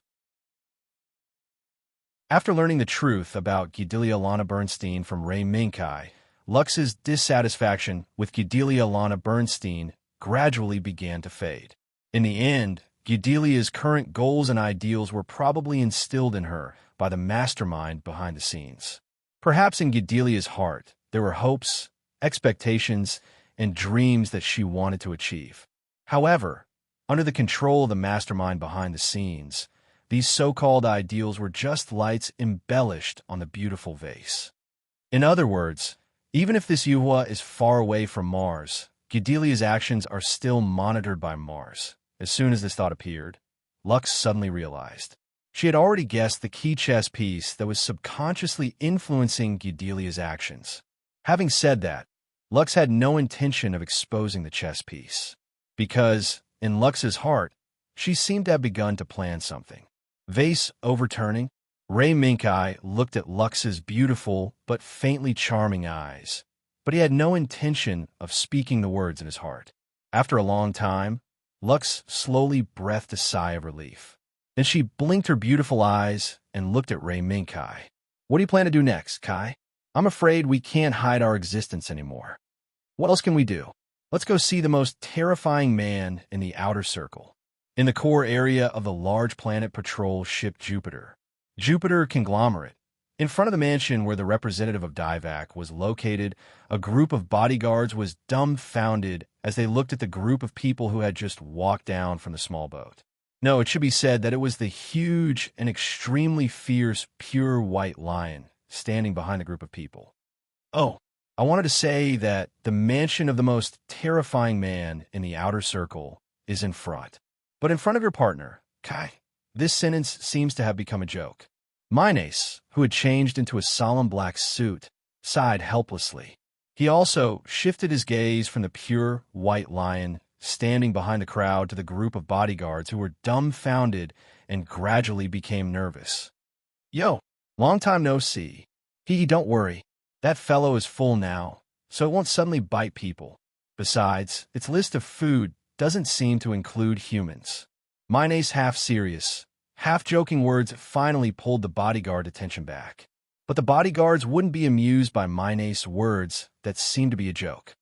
Lord Minace, long time no see, but this ferocious beast. Among the bodyguards, there was a bald bodyguard. Judging from his words and actions, he seemed to be the leader of this group of bodyguards. I've already said that this is my friend's partner. He won't hurt anyone. Minace sighed. As he explained, he looked at the young man who was finally willing to make an appearance after so many calls. I say, Kai, you're the one who caused this trouble. You have to explain yourself. Everyone's gaze immediately turned towards Rei Minkai. Not only were the bodyguards here, but there were also the Iron Flower Regiment led by Olga and Gidelia. As for Lakis, she was already used to it. Explain? I don't think there's anything for me to explain. State Zero is my partner. If you can enter, then enter. If not, I'll wait here with State Zero for you to come out. That's all. Rei Minkai's attitude was firm. This made Minace very vexed, but he couldn't flare up. On one side were the guests he had invited. On the other side were the bodyguards who were protecting Daiwa's representative and also Minace's foster father's face. No matter which side he chose, Minace would be at a disadvantage. Fortunately, when Minace was in a dilemma, a voice came from the mansion. Since the guests are here, come in. How can you block the guests outside the door? When did our Daiwas become so timid? As the steady and strong voice came, the door of the mansion slowly opened. As the heavy wooden door opened from the inside out, a line of young girls in maid uniforms walked out. They stood on both sides of the road in a well-trained manner to welcome the guests. This scene not only shocked Minace, but also stunned Eugene and Biscat, who were following behind Olga. Logically speaking, they had never seen such a scene before. Through the opened wooden door, a middle-aged man wearing an overcoat and a kimono underneath walked out with large strides. He had a strong build, a mustache, and exuded an aura that could not be ignored. He walked past the maids to the door and sized up Minace and the others. Minace, looks like you've been doing well recently. Very well. After exchanging glances with Minace and nodding slightly, this man whom Minace called the scariest in the outer circle also looked at the people from the Iron Flower Regiment. That sharp and probing gaze made Eugene and Biscat shiver. As for Olga and Mitsuki, one was persevering due to the face of the regiment leader, while the other had no intention of getting involved in this matter. They were just absent-mindedly waiting for the meeting to end. Are you the Iron Flower Regiment? You look pretty good. You're all promising young lads. The man's praise made Eugene feel like he was floating. Just as he was about to respond, the man looked away and looked at the man and woman standing on the other side. To be honest, the existence of the Iron Flower Regiment was a new experience for the Daiwa's representative. But his attention was attracted by the man and woman from the start. They weren't ordinary travelers. At first glance, the Daiwa's representative came to this conclusion. Nice to meet you. I'm the representative of this good-for-nothing company, Daiwa's, Marcus de Barriston. May I ask if you're Sir Rei Minkai and Ms. Lakis Klein? As soon as he said that, not to mention Lei Minkai's reaction, the bodyguards seemed to have broken glasses all over the floor. They looked in shock at the solemn expression of Daiwa's representative, who even Gallahorn had ignored in the past. On the other side, Minace was shocked and couldn't help but pinch the hat in her hand. Looks like I made the right bet, but I didn't expect Dad to have such a side. As one of the parties involved, Rei Minkai didn't care about the reactions of the crowd. His attention was now focused on Daiwa's representative, Marcus de Barriston. That sharp gaze, the huge pressure formed by controlling the life and death of thousands of people, was constantly pressing down on Ray Minkai. This was a contest. This was the first confrontation between the two of them as superiors. Although it was very reckless, Ray Minkai didn't dislike it. It was better to say that compared to the scheming, this direct demonstration made Ray Minkai feel more comfortable. Nice to meet you. I'm Ray Minkai. It's an honor to meet you. Daiwa's representative, Sir Marcus de Barristan. Chapter 690. Large plates of fresh meat were delivered to State Zero by the maids who forced themselves to remain calm. However, the pure white lion, lying in the middle of the courtyard, did not seem to care about how tempting the fresh and tender flesh was, nor did he care about the maidservants who were trembling incessantly due to his powerful and terrifying appearance, yet had forced themselves to muster up the courage to walk over under the command of Markham de Barristan.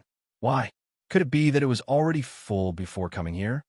In the corner of the courtyard, Machamad Barristan, who was greeting Names, the Ironflower Regiment, Gidelia, Ray Minkai, and Lakis, seemed to be very concerned about State Zero's current behavior. The laziness shown by State Zero made Machamad Barristan extremely surprised. One had to know that no ferocious beast would be able to refuse such fresh meat. Moreover, even on this large planetary cruiser that could satisfy most of the requirements as long as one had money, such fresh meat was rare.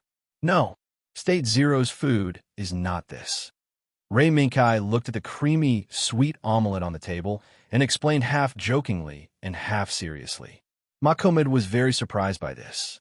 No matter how he thought about it, he could not imagine that such a huge beast would not be interested in fresh meat. No matter how he looked at it, even if State Zero's body was huge enough to slap those sturdy bodyguards to death, its appearance was not much different from those lions on Earth. Is that so? After a pause, Machamad raised his hand and waved. Those maids who were holding the fresh meat quickly and neatly retreated from State Zero's side as if they had been pardoned. However, from the looks and expressions of these maids, it seemed as if they had luckily escaped from a terrible event that was about to happen. Sigh, I made a fool of myself. Your Excellency, Ray Minkai. Machamad also knew that he was making things difficult for them, so he did not care much about the mistakes of the maids. After all, not everyone could maintain their calmness and etiquette in front of such a huge beast. Not turning around and running away while screaming in fear was already a testament to Daiva's training. No, State Zero has troubled you, Sir Machamad. After exchanging a few words about State Zero's diet, they tacitly bypassed the issue. Ray Minkai had no intention of exposing the species of State Zero, and Machamad had no intention of continuing to dwell on this issue. Since State Zero was not tempted by fresh flesh and blood, the humans in the mansion were still safe. At the very least, the ferocious beasts that were unmoved by fresh meat would not treat the humans here as mobile food, right? Ha ha! How could that be? To be able to witness such a miraculous and ferocious State Zero, it could be considered a blessing in life. Machamad laughed loudly and shifted his gaze to the members of the Ironflower Regiment, who were all in different postures. Olga, who maintained her composure as the leader of the group. The three suns and moons didn't say a word. They held one in each hand and kept stuffing the creamy omelets into their mouths. Eugene would let out an embarrassing exclamation every time he ate one, as well as Biscat, who tried to dissuade him but failed. What a group of energetic youths. You're welcome. You can eat as much as you want today. Names, you're in charge of entertaining your future brothers. Your request, I'll allow it. Earlier on, Names had already submitted to him the idea of forming a brotherhood with the Ironflower Regiment, which also meant that he wanted to become sworn brothers with Olga. In this regard, Machamad made a decision after meeting with the Ironflower Regiment. However, other than making this decision, Machamad was more concerned about Gidelia, the girl who was regarded as the hope of the Martians, Ray Minkai, and the pink girl who had maintained her elegance and dignity since they met. Ray Minkai did not need to be mentioned. However, Lakis Klein, who had only introduced herself when they met, placed herself behind Ray Minkai and did not say a word. She was like a young wife to Machamad. The feeling she gave Mahkumid was stronger than Gidelia. She was not an ordinary girl. She was more like an experienced person who had been immersed in a battlefield that the world had never imagined. Just by sitting there, Mahkumid, the man who controlled the outer circle, could not ignore her existence. Really? Thank you, Dad. Then, what do you plan to do? Between Tabins and the Ironflower Regiment. 50-50 is fine. Nemes casually said what he was thinking, but he was interrupted by Ray Minkai. No, 50-40. Tabin's 60, Ironflower Regiment 40. Any more, and the new Ironflower Regiment might not be able to bear this favor. After all, Divac is not a charity organization. There are many people who are jealous.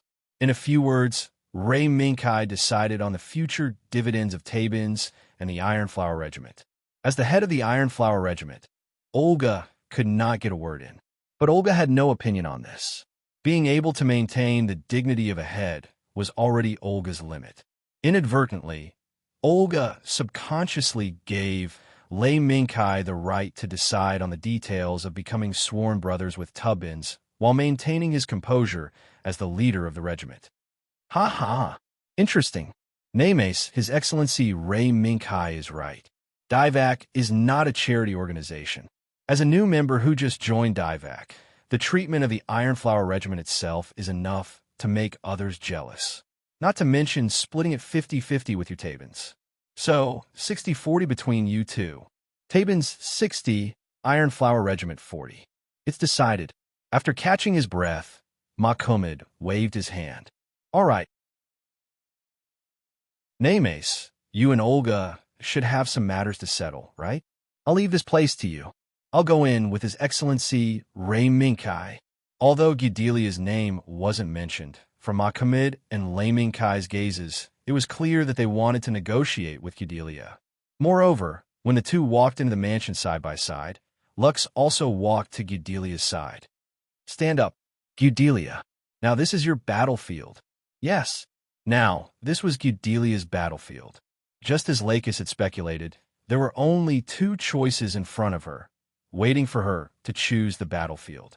After Mahkumid gestured for Lei Minkai and Lakis to sit down, he ignored them. Instead, he stared at Gidelia and slowly said what was on his mind. However, Lakis had already guessed the gist of it earlier. Hearing Mahkumid's words, Gidelia's heart was filled with shock.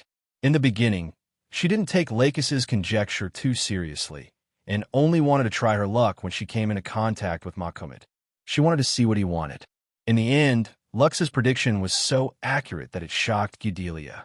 The cigar in Mahkumid's hand slowly burned, and the wisp of smoke was as uncertain as Gidelia's heart. Mahkumid saw doubt, hesitation on Gidelia's face. In his opinion, this was inevitable. No matter how Gidelia suppressed the audience at the July meeting and successfully unified the large and small independent organizations on Mars, what was in front of her at this moment was a cruel scene. Gidelia subconsciously turned around and looked at Lux, who was sitting on the sofa. This is your battlefield, Gidelia.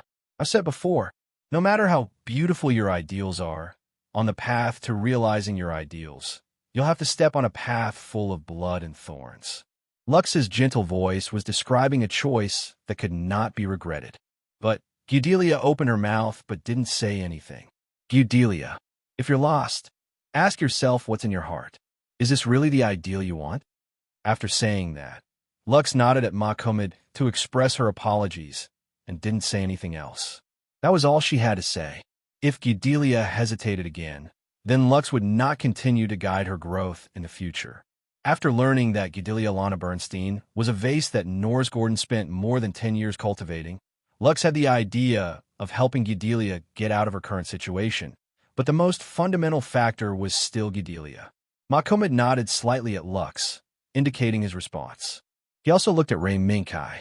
Amidst the rising smoke, Mahkumid discovered that Lei Minkai didn't seem to pay much attention to Gidelia, the so-called revolutionary girl. Is it a division of labor? Or has he never cared about Gidelia Lana Bernstein's existence? After pondering for a moment, Mahkumid decided to give Gidelia some time to think about it. This wasn't because of Gidelia's righteousness, but because of Lei Mingkai's face. No, on behalf of your excellency. I've decided. What was surprising was that Gudelia seemed to have made her decision. Oh, Makomid looked at Gudelia, who was still hesitating a moment ago, but now gradually became determined. Makomid put the cigar in the ashtray and was ready to listen. Good. Then, Gudelia Alana Bernstein, you've really decided to let Divak be in charge of the operation of the half-metals after the negotiation with the brew? Yes. As long as Divak can guarantee that during the operation of the half-metals, the profits obtained from Mars will not be embezzled by people, organizations, or forces with ulterior motives, then it's not a bad idea to let Divak operate it. When Gudelia made this decision, the confusion in her eyes disappeared and was replaced by a dazzling light. Oh, how decisive. Then this business deal was settled. But before the negotiation with the brew is successful, Divak will not sign any agreement with you. Gudelia Lana Bernstein. Everything can only be established after you personally arrive on Earth and successfully obtain Abru's permission. Makomid glanced at Ray Minkai and Lakis before looking at Gudelia. I hope you can understand this clearly. Yes, on behalf of His Excellency. I understand. Everything will be clear after the trip to Earth. Good. Refreshing. For the rest of the journey, Tubbins and the Iron Flower Regiment will escort you, the princess, to Earth. So, before the new journey begins, please go back and have a good rest. Gudelia was silent for a moment. Then she pulled up the sides of her skirt and thanked Makomid. I'll have to trouble His Excellency to entertain me. Please allow me to take my leave. The slowly closing wooden door made Ray Minkai withdraw his gaze. He also saw Makomid pick up the scissors and walk to the potted plant by the window. I have to say, Gudelia Lana Bernstein's performance has exceeded my expectations. No matter how I look at it, this princess is more like a puppet being manipulated, isn't she? Your Excellency, Ray Minkai. His words, along with the sound of branches and leaves being cut, seemed to represent Makomid's thoughts at that moment. Whether she's a puppet or not, I don't know. But for such a weak girl to bear such a heavy burden, there must be some big tycoon behind her. I wonder if Makomid has any clues about this? Ray Minkai retorted. Ka! When the sharp scissors cut off a thick branch, Makomid's movements paused. He then put the scissors back on the table and walked to the sofa, sitting opposite Ray Minkai. A tycoon? I have a few guesses. But what does this have to do with me? As long as Divak can obtain the rights to operate the half-metal, then it will be my greatest victory. Is that so? Then, why is Your Excellency here? I am only a small shareholder of the Iron Flower Regiment. Why would Your Excellency let me sit in on such an important meeting? The two of them opposed each other with equal harshness, using all sorts of words to test each other's bottom line. However, in the end, there was a back and forth, but there was no substantial progress. If Your Excellency is only a small shareholder, then can I represent Divak and invite Your Excellency to invest in Divak? Speaking of which, compared to a small civilian security organization like the Iron Flower Regiment, isn't Divak a company that spans across the outer circle more valuable? Your Excellency must be joking. Divak is a deep and unfathomable dragon pool. It isn't something an idle person like me can step into. Ray Minkai's words made Makomid's face turn gloomy. A huge pressure quietly lingered in the air above the room like a blizzard. However, the pressure emanating from Makomid's body didn't affect Lei Minkai and Lakis at all. After a long while, Makomid suddenly laughed. Ha ha, Your Excellency must be joking. Today's conversation really made me happy. Next, I still have matters to take care of. Let my assistant lead the two of you on a tour of Jupiter. If there is anything you like, just say the word. All expenses will be paid by Divak.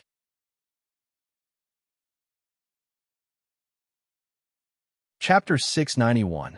Aside from some special facilities, the large cruiser Sway Star had everything that one could wish for.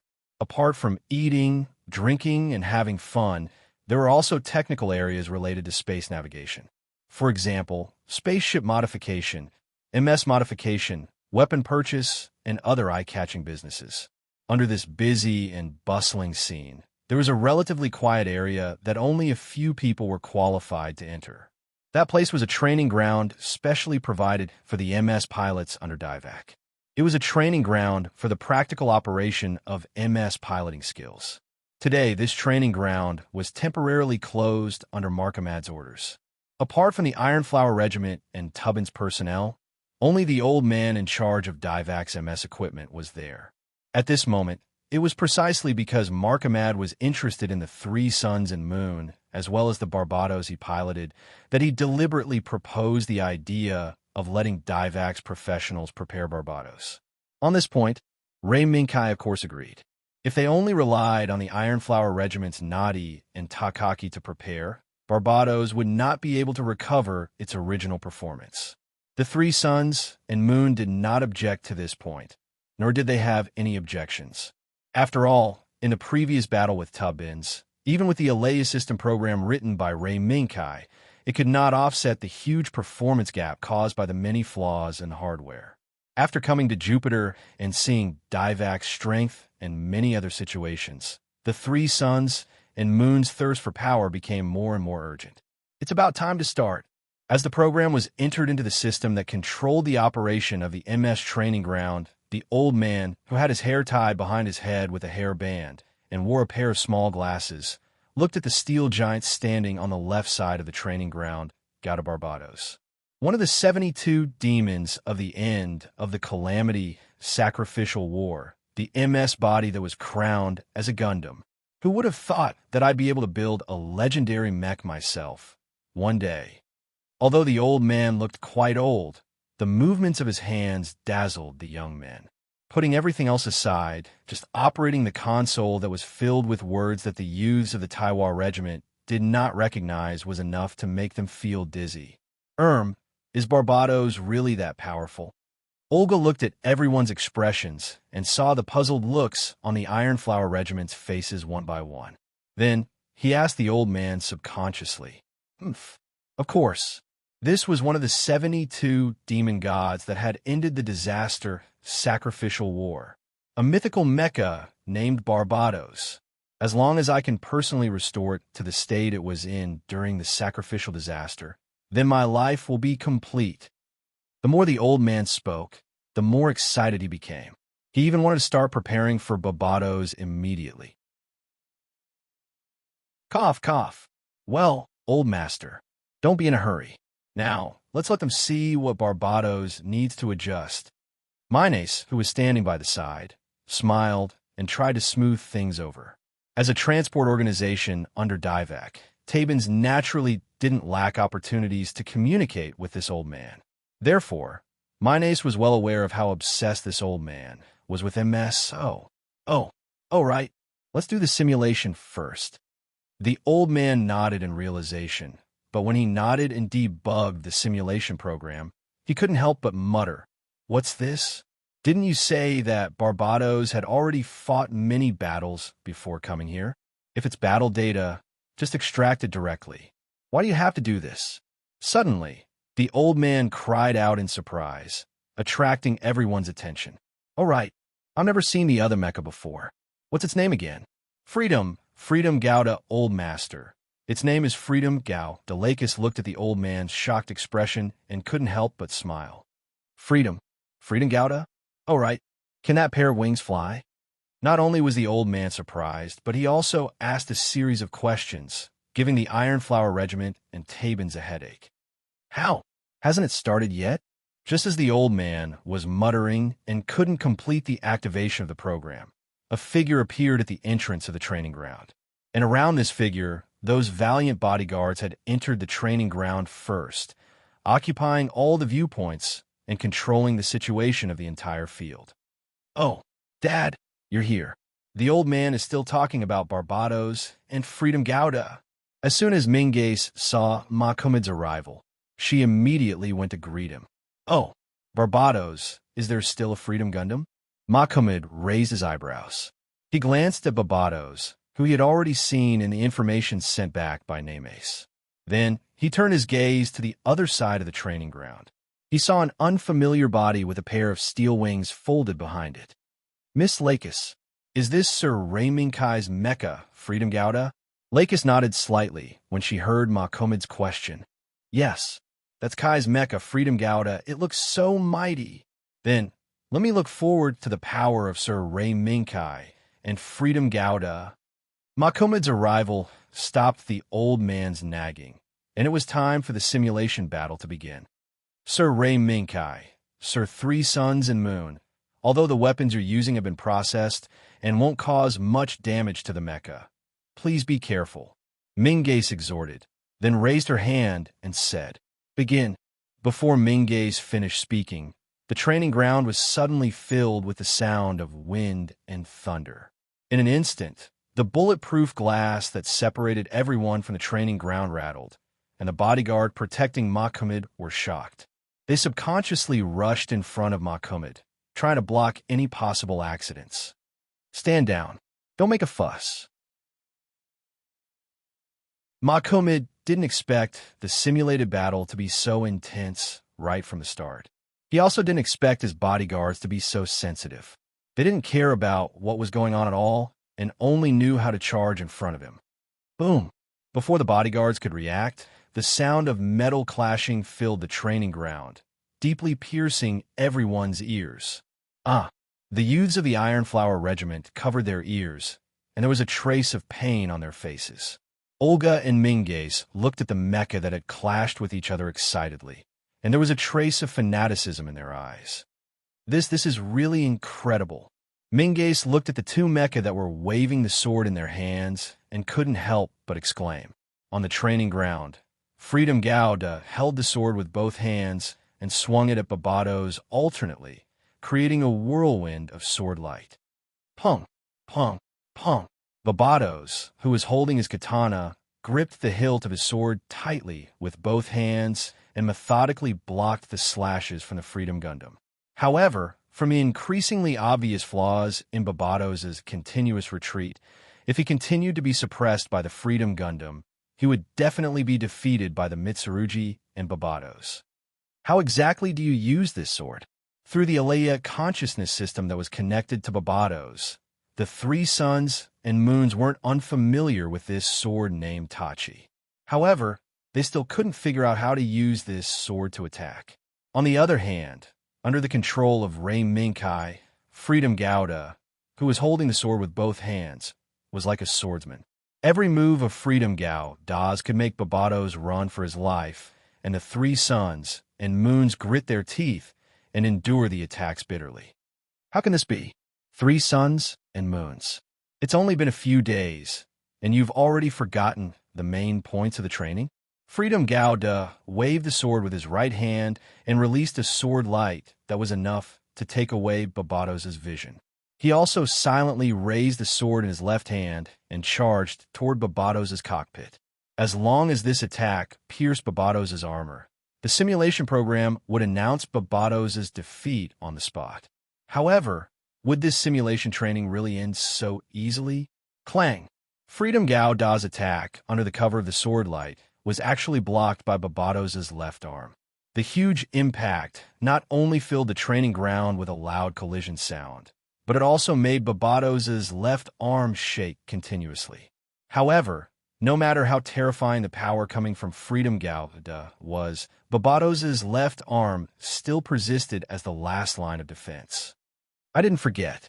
The Three Suns and Moons looked at Freedom Gouda with blazing eyes. Barbados swung his left arm with all his might and pushed Freedom Gouda's sword to the other side. The moment he pushed Freedom Gouda's sword to the other side, he brazenly swung his right arm and dragged the long tachi down toward Freedom Gouda's neck. The sound of wind and thunder caused by the ferocious force was like a dragon's roar. It was a thunder dragon's roar that contained the fury in the hearts of the Three Suns and Moons. Roar! Amidst the dragon's roar, the tachi slashed down from Freedom Gouda's body without any hindrance and slammed into the floor made of thick, homogeneous steel plates. It didn't hit. The Three Suns and Moons frowned and looked at the afterimage that gradually disappeared on the screen. He knew that his and Barbados's fierce counterattack just now didn't hit Freedom Gauda at all. Or rather, there was no possibility of hitting Freedom Gauda in the first place. Wings of light, suns and moons. Don't be too calculative. Right now, Freedom Gauda can't activate the wings of light here.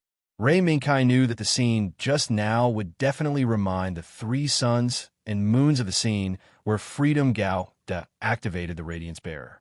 Unfortunately, in this seemingly spacious training ground, which was undoubtedly a small space for Freedom Gauda, the Radiance Bearer couldn't be activated. Is that so? The three suns and moons listened but still used the traditional technique, and threw all these things that they didn't understand to the back of their minds. The Tachi buzzed as Barbados waved it, as if it was eager to kill the enemy. However, I seem to already know how to use this long sword. Or a blade. Don't say that. Suns and moons. This sword's name is Tachi. Tachi? Is that so? I don't care anymore. Ray Minkai's teaching didn't make the three suns and moons easy to learn. Instead, it made the three suns and moons attack on the spot after solving their doubts. Amidst the low roar of the Ahab furnace, Barbados charged straight at Freedom Gauda like an arrow leaving the bow. Charging at the enemy, fail. Ray Minkai gave a fail on the spot for Barbados's unchanging charging path. However, in the next second, Ray Minkai smirked.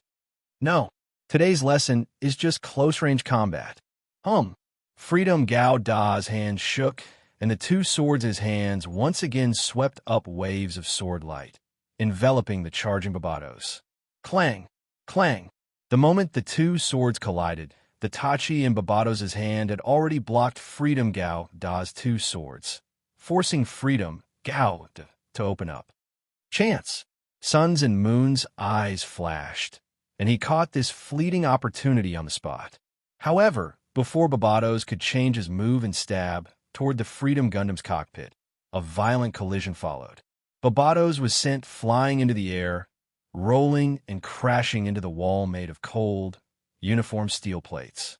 The powerful impact even made everyone in the spectator area feel that the training ground shook a few times under the impact. The sword in Freedom Gauda's hand tore through the air, making waves of buzzing sounds. He looked down at Barbados, who had fallen in the corner. Get up, suns and moons. This won't take your life. Just as Barbados was about to stab Freedom Gauda's cockpit, Freedom Gauda turned his right hand and pointed the sword at Barbados' back. Then, he used the sword hilt to hit Barbados's head monitor. However, this wasn't all of Freedom Gauda's counterattacks in that instant. This was because the moment the sword hilt smashed into Barbados's head monitor, the Freedom Gundam quickly kicked out a whip kick, sending Barbados flying until he crashed into the wall. Suns and moons. Suns and moons. Hey, answer me.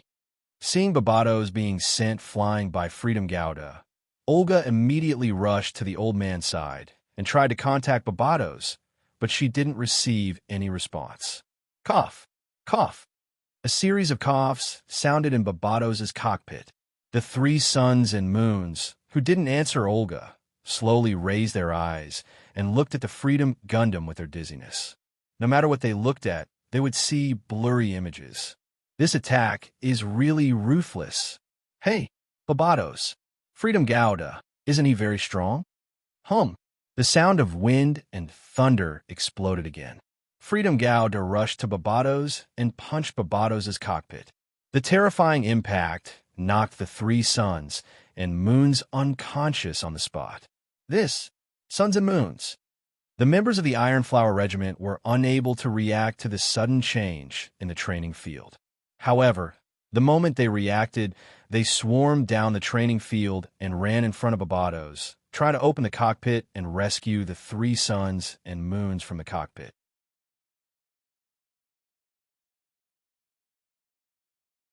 Chapter 692. The spacious Neku was completely silent. Olga, who was wearing a pure black kimono, silently stood beside Gauda Barbados' cockpit.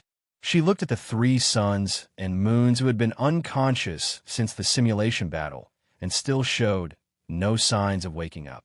In this silence, no one knew what Olga was thinking. Perhaps she was looking at the three suns and moons who were in a deep sleep. Or perhaps she was blaming herself. Other than Olga herself, other people might not know what Olga was thinking. As time gradually passed, Olga, who had reached an important moment, slowly retracted her gaze. She moved her gaze from the sleeping faces of the three suns and moons to the tunnel leading to the outside of Neku. Sorry, the three suns and moons. This time, I won't wait for you. I hope you won't blame me when you wake up. Today was the day Olga and Nemes became sworn brothers. Even though the simulated battle that caused the three suns and moons to fall into a coma shocked everyone, the old man and the doctors decided to observe the situation and not forcefully remove the Alea consciousness system that connected the three suns and moons to Barbados for the time being. Facing such a result, Olga had expressed that she wanted to postpone the ceremony and wait for the three suns and moons to wake up. But Mahkumid rejected Olga's idea because it was better to do it sooner rather than later. In order to prevent Olga from objecting, Mahkumid even promised to take care of the three suns and moons 100%. Therefore, other than the three suns and moons who were in a deep sleep, everyone at the ceremony was the same. Olga, who slowly walked out of Neku, saw the figure guarding the door. Yo, looks like this outfit suits you, Olga. The tall Olga changed into the black kimono that symbolized the ceremony and indeed looked like it. Don't laugh at me. Your Excellency, Ray Minkai. You look more like one in this dress than I do.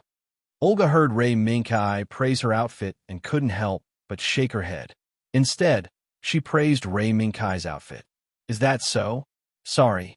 Looks like I'm the only one wearing a suit in this ceremony. No, the ceremony doesn't have a special requirement for the ceremony. You don't have to worry about it. Olga looked at Lei Minkai's well-ironed black suit and shook his head, indicating that it was nothing. He then casually changed the topic. Your Excellency, I didn't mean anything else. However, why did he have to use that final attack back then? It was clear that Miyuki and Barbados had already lost. Olga was referring to the moment when the Freedom Gundam took advantage of the moment when Barbados was struggling to get up and threw a punch at Barbados' cockpit. Ray Minkai wasn't surprised by Olga's question. On the contrary, Ray Minkai was waiting for Olga to ask this question. What he didn't expect was that Olga was able to hold back the doubts in his heart. He only asked this question when the ceremony was about to begin. Ray Minkai didn't answer Olga's question immediately. Instead, he looked left and right. After making sure that there was only him and Olga here, he looked at Olga with a serious expression. Olga, how much do you know about the Alea consciousness system? Olga paused for a moment. He thought that Ray Minkai would have thousands of explanations, but he didn't expect Ray Minkai to lead the topic to the Alea consciousness system. Nanomachines that enhance human space sensing? A product left over from the old era? For a moment, Olga, who didn't understand why Ray Minkai would ask this question, hesitated for a moment, then gave the answer that everyone knew.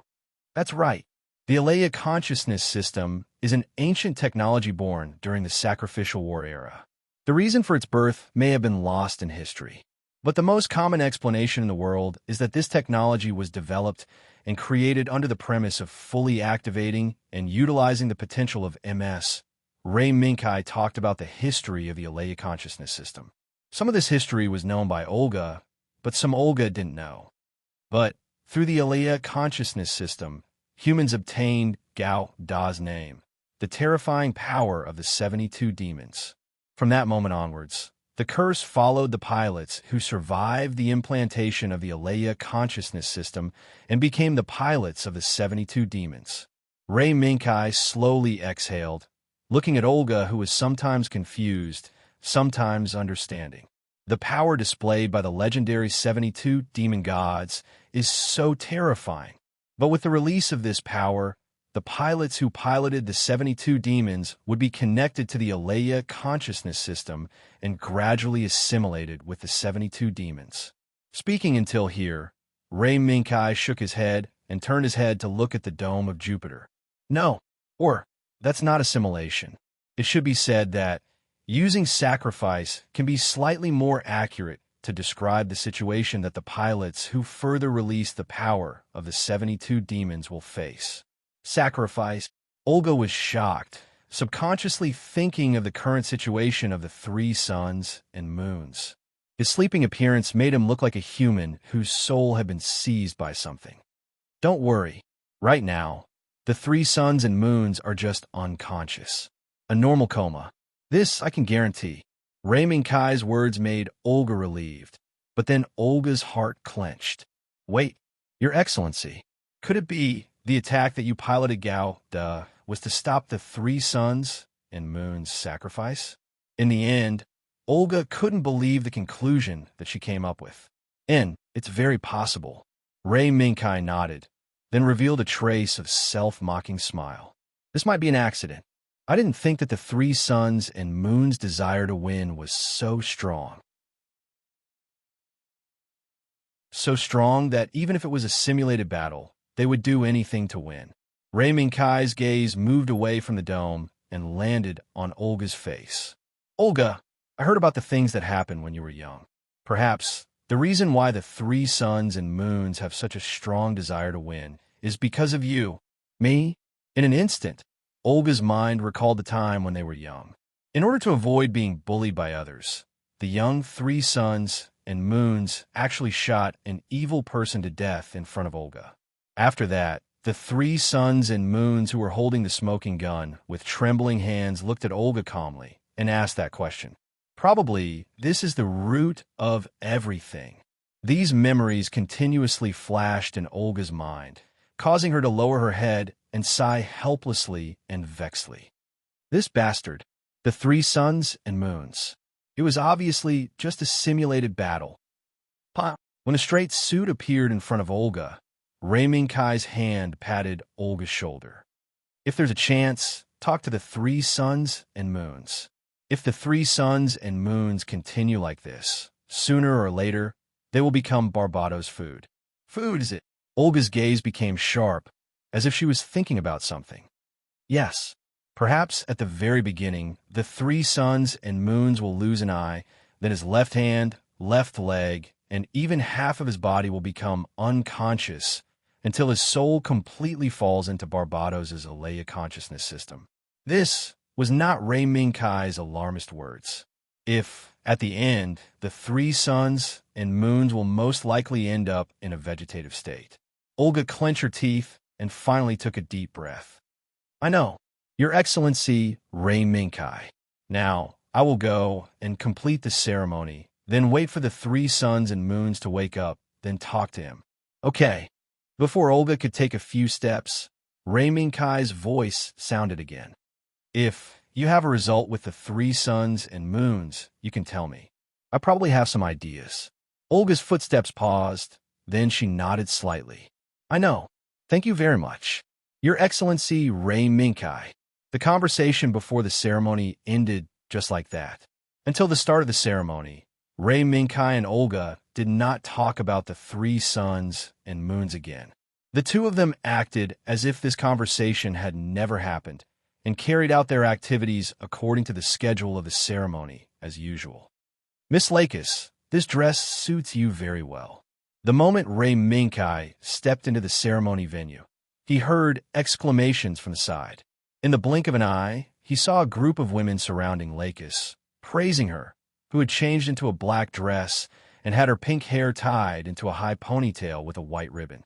Although Ray Minkai was a distance away from the women, Ray Minkai's sharp eyes could still see that the black dress Lakis was wearing at the end of Seed D when she returned to the Plant Council.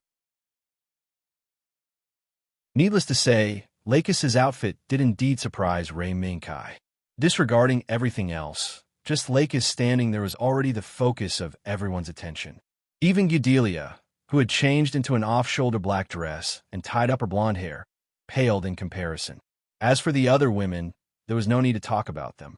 After all, the ladies of Tubbins wore a black robe on top of their uniforms to show their solemnity. Lux and Gudelia were probably the only ones who had changed in a formal attire. How enviable! Your Excellency Ray Minkai. Just by standing there, Miss Lakis gives people the illusion that a noble princess has appeared in front of them. A steady voice with a hint of envy came from behind Ray Minkai. It was Mahkumid. Is that so? If Lakis were to hear such an evaluation, she would probably be unhappy. Ray Minkai turned around and looked at Mahkumid, who had been standing there since who knew when. Oh, is that so? What about you? You must know that the noble and beautiful princess has never lacked a knight by her side. In my eyes, you are that loyal guardian knight. Am I right? Your Excellency, Ray Minkai. Your Excellency Mahkumid. You must be joking. I have never thought of myself as a knight. That's a pity. Mahkumid sighed, then waved his hand and ordered, "Let's go." All right, it's getting late. Let's begin this ceremony. This ceremony lacked the 3 suns and moons, but had the participation of Ray Minkai and Lakis. Apart from Mahkumid, Ray Minkai, and Lakis, the others might only see this ceremony as an opportunity for the Ironflower Regiment and Tubbins to join forces. With the end of the ceremony, the Ironflower Regiment and Tubbins' mission schedule was once again brought forward. In this increasingly busy period, the unconscious 3 suns and moons finally woke up. The 3 suns and moons were sent to the hospital for further examination. Babados, who was surrounded by many trainers who were dismantling his armor and undergoing a new round of modifications, became the signal to urge the Ironflower Regiment and Tubbins to set off. Sigh, I'm so tired. Looking at the mountain-like pile of documents, Olga couldn't help but complain. While complaining, Olga's gaze subconsciously looked at a certain person who was sitting on the sofa, leisurely looking at documents. No, Olga, these are your affairs. I'm just a shareholder. I don't participate in the daily operations of the Ironflower Regiment. Before Olga could say anything, a certain person rejected Olga's request, even though Olga still hadn't said his request out loud. Your Excellency. Olga's mouth moved, but he still couldn't say a complete sentence. A tall and sturdy figure appeared at the door. General, are you here?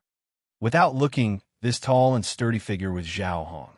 Oh, Zhao Hong, I'm here. Seeing Zhao Hong's figure, Olga's eyes immediately lit up. He knew that the reason Zhao Hong came here was definitely to look for him. And Your Excellency Ray Minkai is also here? Just in time. I have something to look for Your Excellency Ray Minkai. General, I won't disturb you anymore. Unfortunately, Zhao Hong wasn't looking for Olga, but Ray Minkai. Looking at Ray Minkai, who got up and left the office, Olga suddenly wondered if he should find someone to help him. These documents, for Olga, were more difficult than fighting. Olga put aside how distressed he was. Zhao Hong's matter made Ray Minkai have an idea. The reason Zhao Hong came to look for Ray Minkai wasn't any special reason. It was basically the same as Mitsuyuki's idea. That was to become stronger. This, Ray Minkai could satisfy Zhao Hong. However, looking at Zhao Hong's blazing eyes that were filled with the desire to become stronger, Ray Minkai suddenly remembered something that would happen soon. Something that would cause a huge change in Zhao Hong's life. Zhao Hong, I heard that you once had a younger brother. Is that right? As soon as Ray Minkai opened his mouth, Zhao Hong was stunned. This kind of reaction, just as Ray Minkai had guessed, Zhao Hong really had subconsciously forgotten the existence of his beloved younger brother in the long life of selling people. Your Excellency, what are you talking about? Zhao Hong's mouth trembled a few times, somewhat hesitant. Ray Minkai secretly sighed. Zhao Hong, one of the sources of funds I invested in the Ironflower Group was from the hands of the villain called Hunter. Therefore, I have some information. Some information about the goods he sold over the years.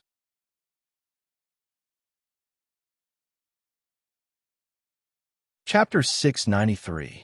The shocking news made Akihiro fall into a state of shock for a long time. When he was young, he was captured by the Hunters and sold to CGS as a commodity. Akihiro wanted to fulfill the promise he made to his brother when he was separated. However, under the merciless reality and the shackles of being a sellout, he gradually extinguished these thoughts. In the end, under the merciless suppression of reality and the sellout, Akihiro subconsciously lied to himself. The brother he once swore to save and reunite with might have died long ago. In that merciless and cold universe, in a corner unknown to others, those quietly died. Akihiro, who constantly lied to himself, gradually sank into this new big family after the establishment of the Iron Flower Regiment. All of this was shattered by Rei Minkai's words. Your Excellency. You Akihiro stuttered a few words and then subconsciously swallowed his saliva. For a long time, he was unable to express the shock and doubt in his heart. Changhong Artland. That's your brother's name, right? Rei Minkai's soft voice was the last straw that completely crushed Akihiro. That's right. That was the name of Akihiro's long-lost brother. Even when Akihiro bought CGS from the hunters, Maruba did not know of this name. No matter what the reason was, in the entire CGS era or the current Iron Flower Regiment era, no one should know of Akihiro's brother's name. Therefore, when Rei Minkai said this name, a glimmer of hope appeared in Akihiro's heart. Your Excellency, that's right. My brother is Changhong Artland. Accepting reality was not difficult for Akihiro. During his time as a sellout, Akihiro had experienced countless similar scenes. However, he was afraid that after learning of Changhong Artland's existence, he would suddenly be told bad news. Rei Minkai nodded. From information left behind by the fat pig, the young man named Changhong Artland did appear in his merchandise. Although there are no pictures, fortunately, the name Changhong Artland was marked as the buyer's whereabouts. What? Akihiro's entire body tensed up. His wooden expression was mixed with anticipation, surprise, and even fear. Yes, in fact, the whereabouts of the absolute seller was not complicated. Individuals, organizations, and even forces that can buy absolute sales are almost all of the same nature. Hearing Rei Minkai's simple analysis, Zhao Hong gradually calmed down. As a divestment agent, he knew very well that divestment agents were in a precarious situation and could be annihilated at any time. To be able to be purchased by private security companies like CGS was, to an extreme extent, relatively lucky. But if it was bought by some group or organization in the universe, in the end, even the corpse would not be recovered. In other words, right now, Changhong, according to the information, although the buyer who bought your brother used an alias, judging from his action records, it is likely that he is a pirate entrenched in the Earth Fire Channel, a space pirate. Rei Minkai changed the name of the information he knew, and after some slight processing, he said it out loud. Pirate? Space pirates? But I heard that Lars Horn has already. That is only limited to the universe route formed by Alinea under the management of Lars Horn. Akihiro, in this world, not all businessmen will obediently follow this route under the management of Lars Horn and may be checked by Lars Horn's patrol fleet at any time. When he heard this knowledge for the first time, Zhao Hong's expression was dumbfounded, but he did not interrupt Rei Minkai. Instead, he quietly listened to Rei Minkai's explanation. So, under the long-term operation and exploration of some people, a dark route that is different from Alinea's welding line was born. This is a route that is not controlled by Lars Horn, but can lead to Earth. Through this route, some people, some organizations can send some materials and equipment that are not visible to the public to the hands of customers. So, the space pirates were born as well, relying on this dark route that won't be attacked by Lars Horn's fleet. Zhao Hong's brain was unexpectedly bright. Rei Minkai just mentioned the premise a little, and Zhao Hong immediately thought of the origin of space pirates. Yes, in fact, Akihiro, it is very likely that you were sold to Mars through this dark route. At this moment, Zhao Hong finally learned about the whereabouts of his brother Changhong. If Zhao Hong and the others who were bought by the former CGS came to Mars through the dark route, then his brother is likely to exist near the dark route, or even in it. Your Excellency, that the route we're going to take next. Yes, next, the route used by the Taiwan Regiment and Tabans to Earth is this dark route. Rei Minkai paused and then said, Zhao Hong, the reason why I told you this news, just to give you a heads up, In the universe, any hesitation will bury a person and even implicate everyone on the ship. Zhao Hong's brows were tightly locked, and he didn't know how to express his thoughts for a while. Seeing this, Ray Minkai didn't force him. Today, before sailing to Earth, he told Zhao Hong the news of Chang Hong, not to let Zhao Hong's mood become chaotic because of Chang Hong's existence, but to give Zhao Hong a heads up. Because Ray Minkai didn't want to see brothers fighting again and then fall into the tragic end of being separated by heaven. Okay, Zhao Hong, let's call it a day. As long as Chang Hong really exists on that route, then you will meet again and even reunite one day. Believe me, and also believe in everyone in the Taiwan regiment. Zhao Hong opened his mouth, but couldn't say anything and could only silently nod. The tense but orderly preparation for sailing was finally completed. However, the three Sun Moon who had regained their mobility were kept on Jupiter by the doctors with the excuse that they needed to undergo further examination. They also needed to carry out the next step of modification on Barbados. They were left behind. Looking at the gradually shrinking Jupiter, Olga couldn't help but sigh in his heart.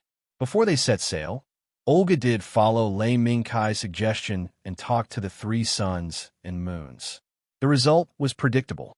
No matter how Olga tried to persuade Miyuki not to push him too much, Miyuki always used the same expression and tone to ask the question that defeated Olga.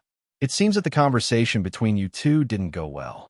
Ray Mingkai's voice sounded, and also brought Olga's thoughts back to reality. Your Excellency, if you encountered such a situation, what would you do? After receiving information about the Alea system from Ray Mingkai, Olga also went to Tabin's and even Divaz Intelligence Network to search for relevant information. Although he couldn't find much in the sporadic records about the long-lived users of the Alea system, Olga could see some records that had symptoms similar to Ray Mingkai's description.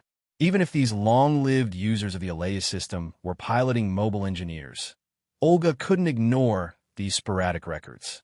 Because if those mobile engineers were replaced by the more complex and powerful MS, these long-lived users of the Alea system would probably have disappeared from the world long ago. I'm stumped by this question. Olga. Ray Mingkai bitterly smiled and couldn't give an answer. Even though Lei Mingkai already knew the fate of the three suns and moons, when Olga asked him how he could stop them, he felt a little awkward. Like Olga, he understood Miyuki's personality. The current Ironflower Regiment could be said to be formed under Olga's leadership with Miyuki's powerful force as the core. If Miyuki had to give up on using the Alea system and piloting Barbados to protect the Ironflower Regiment, then the Ironflower Regiment would lose a major pillar. But, Olga, the Ironflower Regiment doesn't only have Miyuki. If you are strong enough, then the chances of Miyuki piloting Barbados to attack will decrease. This also means that Miyuki's chances of being swallowed by the Alea system will decrease. Is that so? Then I understand. Olga nodded, turned around, and silently looked at the disappearing Jupiter in the distance. All of this could only wait for Olga to make a choice. On the other side, Lux, who had a special mission, pulled Gudelia and gathered the children led by Ride. Lux, why did you call us here?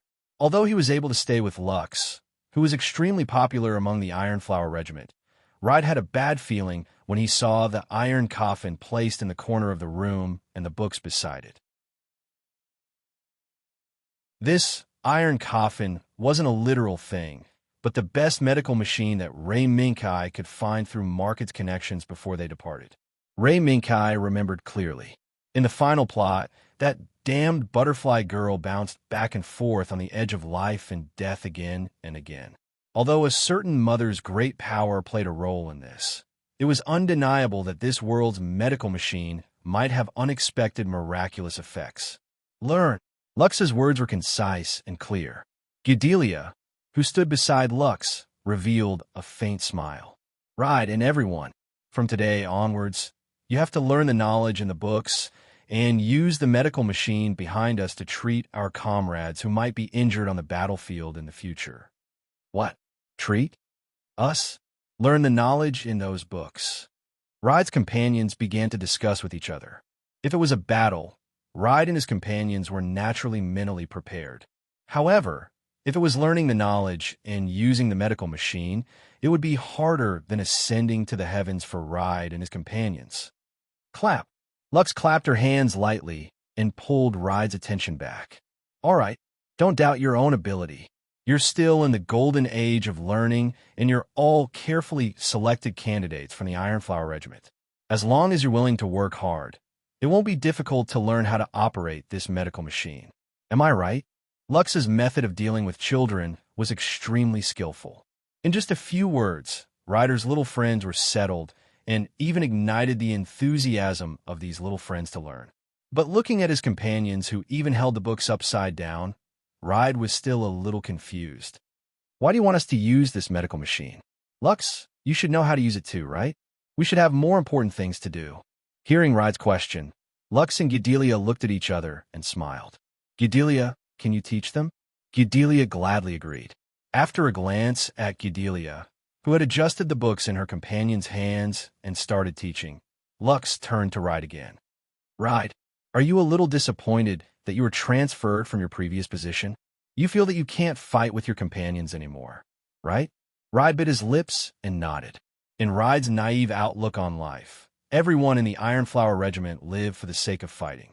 Other than fighting, there was nothing else that could give the Ironflower Regiment the meaning of survival. No, Ride, you misunderstood. Lux looked at Ride's expression and already knew what he was thinking.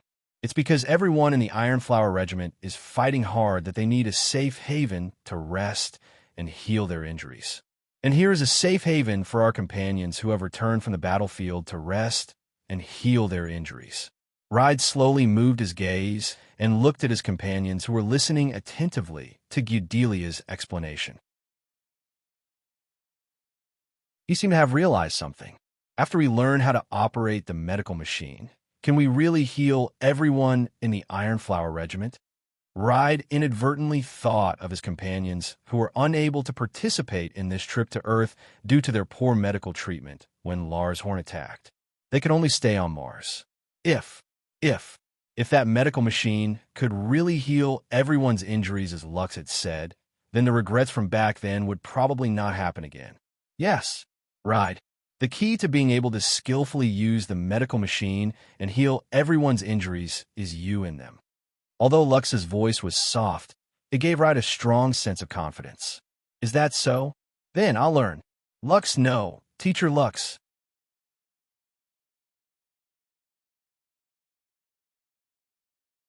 Chapter 694.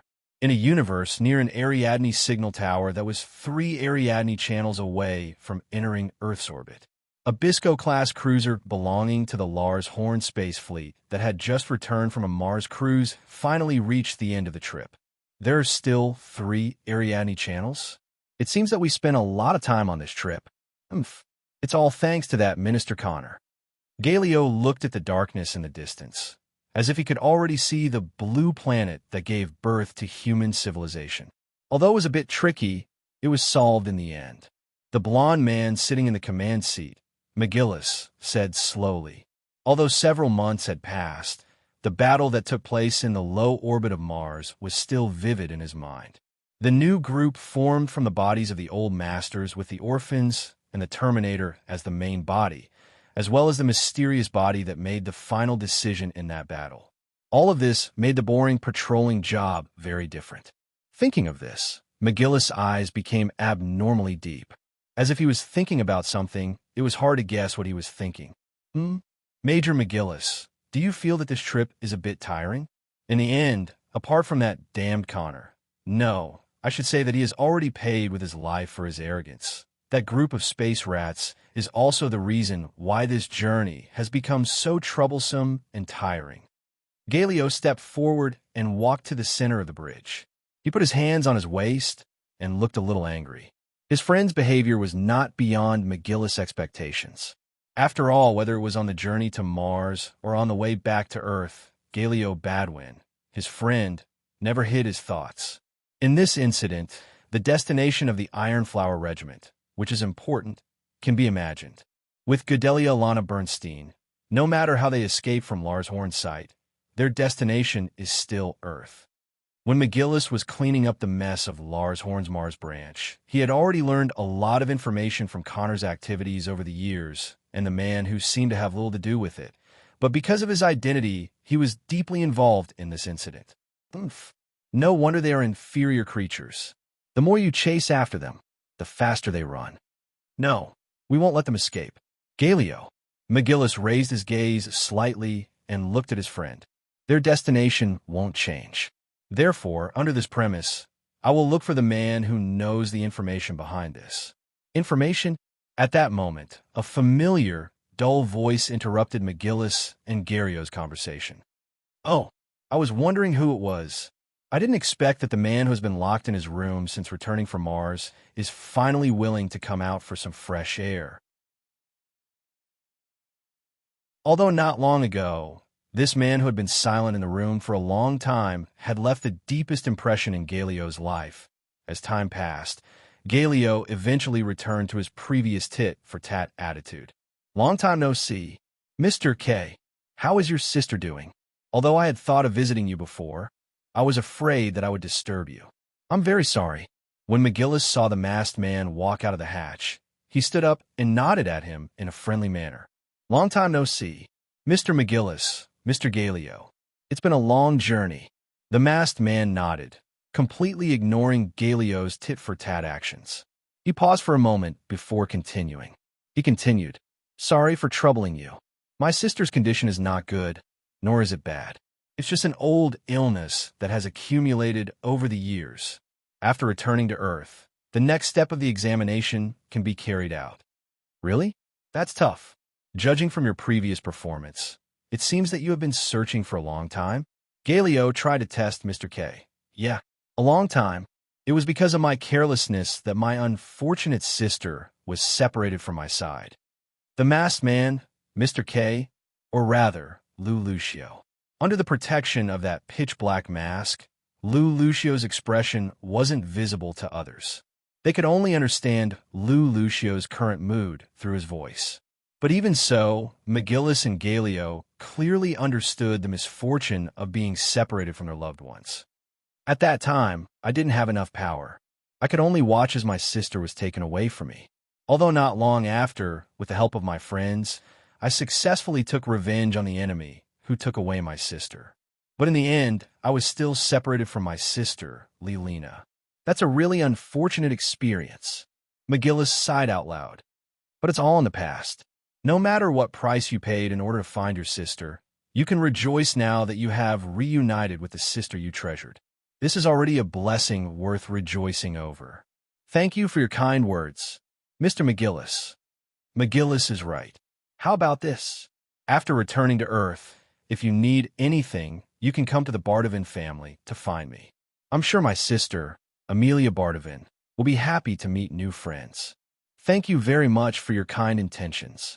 Allowing me to board this cruiser is already the greatest help you can give me, Your Excellencies. Therefore, in order to repay your kindness, I happen to have a way to solve the problem that you two have been troubled by. Oh, while the two sides were exchanging pleasantries, Lou Lucio suddenly said something that hit the hearts of the two. Behind the dark mask, Lou Lucio saw Galio's surprise and McGillis' doubts. As the trace of a confident smile quietly surfaced, Lou Lucio spoke slowly. Ironflower Regiment. This third-rate character who caused Lars Horn to lose face will go to Earth through Divac's secret operation through a dark channel that is not controlled by Lars Horn. In the Dark Universe, the Ironflower Regiment's Fishfire and Tabin's Warhammer sailed one after another. It had been a few months since they separated from Divac's large planetary cruiser, and the journey was peaceful. Not to mention the possible appearance of Lars Horn's cruising fleet. Even the trading spacecraft that they would occasionally encounter did not appear. It seemed that after leaving Jupiter, Fishfire and Warhammer entered a quiet channel where only these two spacecraft existed. However, this was just a facade. In Warhammer's reception room, everyone was silently looking at the men sitting on the sofa on both sides of the table across the table. Sitting on the left was a man in a white suit with long black hair, looking elegant. Sitting across from him was a young man who could not be ignored even though he was dressed in casual clothes. After a long silence, the man in the white suit slowly spoke. "How confident are you, sir? I don't believe that there will be a blind guy on this channel who dares to challenge Tabins, who is known for his strength. What's more, the Chamber of Commerce, mercenaries, and even those disgusting space pirates who are involved in this route know very well what kind of terrible situation they will face after provoking our Tubbins. No, Daiwas. Tabin's strength is obvious to all, not to mention Divak, who is standing behind Tabins and is now also standing behind Ironflower Regiment. However, there's a saying in my hometown, there's always a higher mountain. Even though Divak's name is resounding in the outer circle, there's another tiger in the galaxy where humans live." Estimating the time and progress of the journey, Ray Minkai decided to first mention the enemy that the Ironflower Regiment and Tabins were about to encounter. Obviously, Minace did not believe Ray Minkai's warning for the first time. "Tiger?" Minace frowned slightly, then looked away and looked behind Ray Minkai at the young man who had just become her sworn brother, the current head of the Ironflower Regiment, Olga. After the battle on Mars, Lars Horn did not continue to pursue the Ironflower Regiment. "I'm afraid that he will make a fuss about this dark channel. Your Excellency Lei Minkai, your speculation is indeed very likely to come true."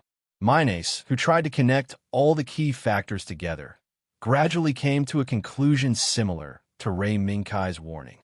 Indeed, no matter how famous Divak is in the outer circle, he will be overshadowed by Lars Horn, who has ruled humanity for hundreds of years. In that case, who is the one who has their eyes on us? Is it the same Chamber of Commerce that betrayed the Ironflower Regiment? Or pirates? Ray Minkai said a name that made Minace frown. As a veteran who has been running back and forth on this dark channel for Divak for many years, Minace was very clear about how difficult it would be to encounter pirates here. Pirates? Although it's a bit unexpected, it's also reasonable. As the overlord who has ruled humanity for hundreds of years, as long as he extends a dry olive branch, these dregs who only know how to rob other people's property in the past will flock to us. Minace, who made such a sigh, obviously accepted Ray Minkai's warning. "In that case, I believe that your Excellency has already made arrangements. Well, just now, I have already asked Akihiro to attack. In addition, I will also attack later." What Minace didn't expect was that Ray Minkai's warning didn't stop at words, but to the point of action. In fact, he even planned to be a part of the attack. Looking at Ray Minkai's serious eyes, Minace couldn't help but laugh. It seems that I was negligent. Okay, now, 100 miles away from the routine alert, Tabins will also send out a Balian to participate in the mission of alerting the surrounding universe. I don't know if this can make up for my negligence. This is enough. Minace. Tabin's actions were all within Ray Minkai's expectations. To be honest, when Ray Minkai decided to be a part of the attack, the so-called attack was probably no longer a problem. Well, thank you very much for your understanding. It's just that your Excellency is too. Seeing that Ray Minkai didn't pursue Tabin's negligence, Minace was relieved and also noticed Ray Minkai's movements. Is it too much of a fuss? Ray Minkai smiled slightly, then turned his head and glanced at Olga and the others. Minace, I believe you also know that Olga and the others are orphans, and they were even sold out. And in this dark channel, there may be relatives of Akihiro, who are also the only relatives of those who have been sold out. What? A cry of surprise suddenly came from behind. Minace looked up and saw Olga's dumbfounded expression and couldn't help but smile. This is really embarrassing. Olga, you are the captain. Did you forget what you said to me personally? You don't even know the situation of your family. And in the end, you still need the shareholders to arrange things. No matter if it's the captain or the parents, you're disqualified. Big brother. Fortunately, Olga's embarrassment was interrupted by the rapid ringing of the bell. It was a warning. It was the warning of an enemy attack. Minace, 1,600 miles ahead, an unknown airship is attacking. It is already engaged in a battle with the Grey's airship piloted by Akihiro. Bailey has already turned around to provide support. Listening to the communication from the bridge, Rei Minkai stood up. Then, it's time for me to attack. Olga, Minace, I'll leave the rest of the plan to you. I believe that you aren't the kind of idiots who will only take a beating and not retaliate, right? Minace casually picked up the hat beside her, and while putting it on, she looked at Olga. Sorry, my temper sometimes isn't too good. What about you? Olga, same. Big brother. The warning sound that resounded through the interior of the Warhammer had just stopped, and a pair of gorgeous light wings quietly bloomed from the takeoff runway of the Fisherman's Fire. Free Gouda had attacked. Seeing Free Gouda flying on the battlefield once again, the Ironflower Regiment members didn't panic because of the sudden attack. They only had a sense of order. On the other hand, Akihiro, who was already fighting with the enemy, was somewhat anxious. Because behind the Grey's airship was Takaki, who was participating in this reconnaissance operation and was piloting the mobile engineer airship. Takaki, retract the suspension rope and fix it behind the airship. I'm going to accelerate. Because of the mobile engineer airship, Akihiro's movements became somewhat hesitant. This also gave the enemy a chance, and like a pack of wolves that smelled blood, they launched a storm of attacks towards the Grey's airship. In an instant, Akihiro actually found any way to get rid of the enemy and brought Takaki back to the Fisherman's Fire. The enemy's attacks seemed to be launched from all directions, drowning Greys in a storm of attacks. Clearly there are only 3 airships. Akihiro clenched his teeth and tried his best to avoid the enemy's attacks while taking into account the mobile engineer airship behind him. This was also due to the fact that Akihiro had followed Rei Minkai's request in the past, and with the help of his companions, he continuously carried out the training that was extremely inconceivable in the eyes of ordinary people. Akihiro, who gradually took control of the rhythm, not only allowed Greys to frequently avoid the enemy's attacks, but he also found an opportunity to launch a counterattack amidst the enemy's storm-like attacks. It was also because of this that Takaki was able to begin to adapt to this sudden battle. No, I can't be afraid. I want my sister to go to school. So I absolutely can't die here. The constant vibrations caused by the attacks made Takaki's stomach churn, but this also made him clench his teeth, muster up his courage, and look up at the shaking screen. Akihiro, steady.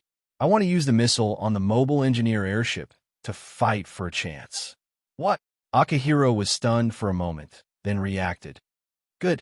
Takaki, you have to be careful.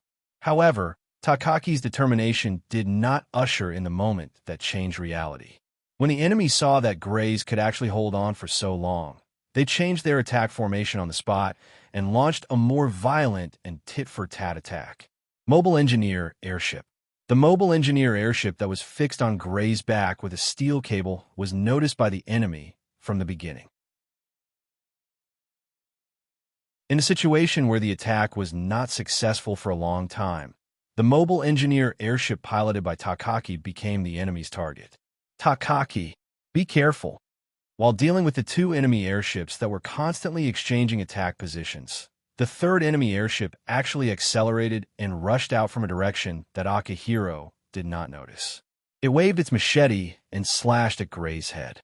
This attack, not to mention Grey's, even the mobile engineer airship that was fixed on Grey's back would not be able to escape. At this moment, looking at the gleaming blade, Akihiro and Takaki were stunned. At this moment, in the dark void, a fleeting streamer swept through the void and shattered the cold light that stopped Akihiro and Takaki's consciousness. Boom! Akihiro and Takaki vaguely seemed to hear the sound of wind and thunder.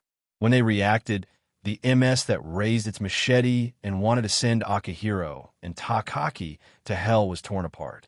And after the broken wreckage of the enemy airship, there was a bright streamer that drew a bright trajectory in the dark void. In the blink of an eye, 2 light spots silently bloomed in front of Akihiro and Takaki. Akihiro, Takaki, what are you waiting for? Start retrieving the enemy airship. Oh, right. Although the signal here has been blocked by me, be careful of the enemy's pilot's extreme behavior. In this silent scene, Rei Minkai's voice sounded. Ah, understood. The enemy airship that gave him a headache just now was actually taken care of by the Free Gao, who suddenly appeared in the blink of an eye. With such an astonishing gap between them, Akihiro once again realized just how weak he really was.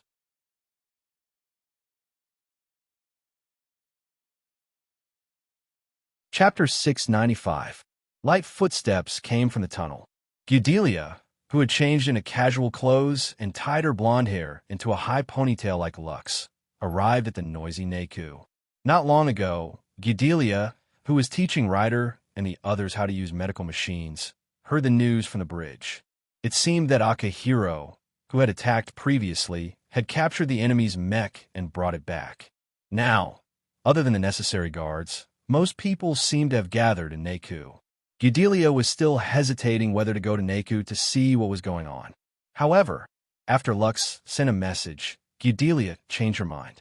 Because the enemy's mech pilot that Akihiro brought back seemed to be a Terminator too. Only Gudelia, who had close contact with the Terminator members led by Akihiro from the Ironflower Regiment, could not help but be interested in the Terminator members outside of the Ironflower Regiment. What kind of people were they? Were they like Akihiro, who was cold on the outside but warm on the inside? Or were they like the other Terminator members who saw Akihiro as their leader? With these doubts, Gudelia came to Neku. Gudelia, don't make a sound. Just as Gudelia walked into Neku, she saw Lux's hand gesture to her to be quiet. Seeing this, Gudelia could not help but lighten her footsteps and came to Lux's side. Together, they looked at the wreckage surrounded by the crowd.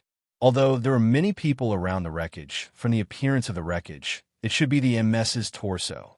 Therefore, other than the onlookers, there were also people in charge of removing the cockpit door of the torso.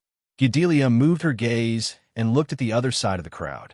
In the corner on the other side of Neku, there were two thin young men in black and gray clothes that looked like prison clothes lying there motionlessly. That's the enemy's mech pilot that Kai and Akihiro captured during this attack. Lux, who had arrived first, witnessed the entire process of the two young men being rescued from the broken MS's torso by the Ironflower Regiment. Although the Freedom Galvita piloted by Rei Minkai was powerful enough to cut the three enemy mechs into pieces in the blink of an eye, Rei Minkai was still able to do so. However, this time, Rei Minkai had a sense of propriety. In order to protect these people who were on the opposite side, and also like Akihiro, Rei Minkai's action was to make the enemy lose their ability to attack, and even their ability to move. Be careful, be careful. While Gudelia was sizing up the two youths, Takaki, who was commanding the crane, confirmed that the hooks were in place and started to open up the broken cockpit. As the hooks gradually tightened, a crack, and the cockpit finally opened Gaians. And Lux to Lux's twos, Guess Gaian and Lux, and it's Lux AK. Acto Lux to the catch. State 0. A black figure rushed out from the crowd and pulled Gaian down in a flash. Another white figure rushed in front of the black figure. Bang! A gunshot rang out above the Neku, and a bullet hit the floor not far from Gudelia's left, creating sparks. The light that blossomed in that instant shocked and terrified Gudelia. Gudelia, be careful. Lux pulled Gudelia to her side and asked with concern, "Are you okay?" "No, I'm fine. What happened?" Gudelia was stunned for a moment and asked subconsciously. Probably, something happened that made them very unwilling. Lux's gaze became deep, but she couldn't bear to see it. Gudelia didn't understand, but when she followed Lux's gaze, Gudelia saw Rei Minkai and the pure white lion standing on the left and right of the cockpit. It wasn't hard to see that when the gunshot tore through the air above the Neku, Rei Minkai's face showed a trace of anger. The pure white lion named State 0 scratched its sharp claws on the broken armor from time to time, causing sparks to fly. The cockpit's door is already open. I'll give you 10 seconds. If you don't come out, don't blame me for being impolite. Ray Minkai's gaze was extremely cold. Even if the cockpit only opened a crack, it was enough to make the person hiding in the cockpit feel a trace of chilling fear. In the crack of light, the youth who was holding the pistol tightly gritted his teeth and slowly raised the pistol, attempting to repeat the previous attack. Roar! However, the moment the youth raised the gun, an angry roar swept over like a storm, surging into the gap and into the youth's ears, shaking the youth's hearing for a long time. No, I can't die. In the deafening roar, the youth struggled, trying to use the last bit of strength in his body to fire the gun. However, a gust of wind rolled up and actually flipped over the youth's cockpit door on the spot. The youth, who was instantly pulled out from the darkness, was dazzled by the bright light. Roar! There was another roar. Amidst the white lights, a black shadow pressed down like Mount Tai. In an instant, the thin and weak young man was firmly pressed into the cockpit, unable to move at all. No! His survival instinct erupted at this moment. However, the black shadow that pressed the youth into the cockpit was extremely huge and heavy. Not only was the youth unable to break free from the terrifying force, it even gave the youth the illusion that his four limbs were being pressed down and his body was already broken. Kacha! Suddenly, the familiar sound of a bullet being retracted rang out. Kacha! There was another sound. This time, it was the sound of the magazine being retracted. Ding! Ding! A bullet fell on the cold armor, and the crisp sound pulled the youth's consciousness back to reality from the white light. Are you awake? The black shadow in front of him gradually became clear. At this moment, the youth finally saw the true face of the black shadow. It's the lion. The terrible beast that the youth can't accurately name. And the voice that took the youth's only weapon, came from the side. I didn't know that pirates would equip people with such weapons. Isn't it obvious that they want to sell people and run away? Ray Minkai looked condescendingly at the young man who had just woken up. He casually threw aside the pistol in his hand that he had disassembled and said with a smile that was not a smile. The youth moved his eyes and glanced at the pistol that had become parts. Then he closed his eyes and no longer paid attention to the things around him. Even if the culprit who was pressing him in the cockpit was a ferocious lion. Roar! The youth's attitude seemed to make State Zero a little unhappy. Originally, State Zero wanted to see the young man's frightened face, but he did not expect the young man to be so fearless and not care about him at all. TCH, after roaring a few times, State Zero, who was asking for a snub, raised his head and glanced at Ray Minkai, then turned around and jumped down from the wreckage and went back to lie down on the ground.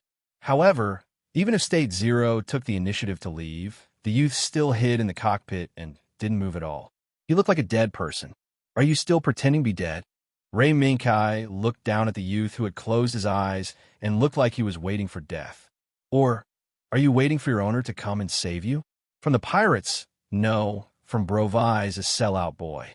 The moment Ray Minkai mentioned the name Browas, the youth moved.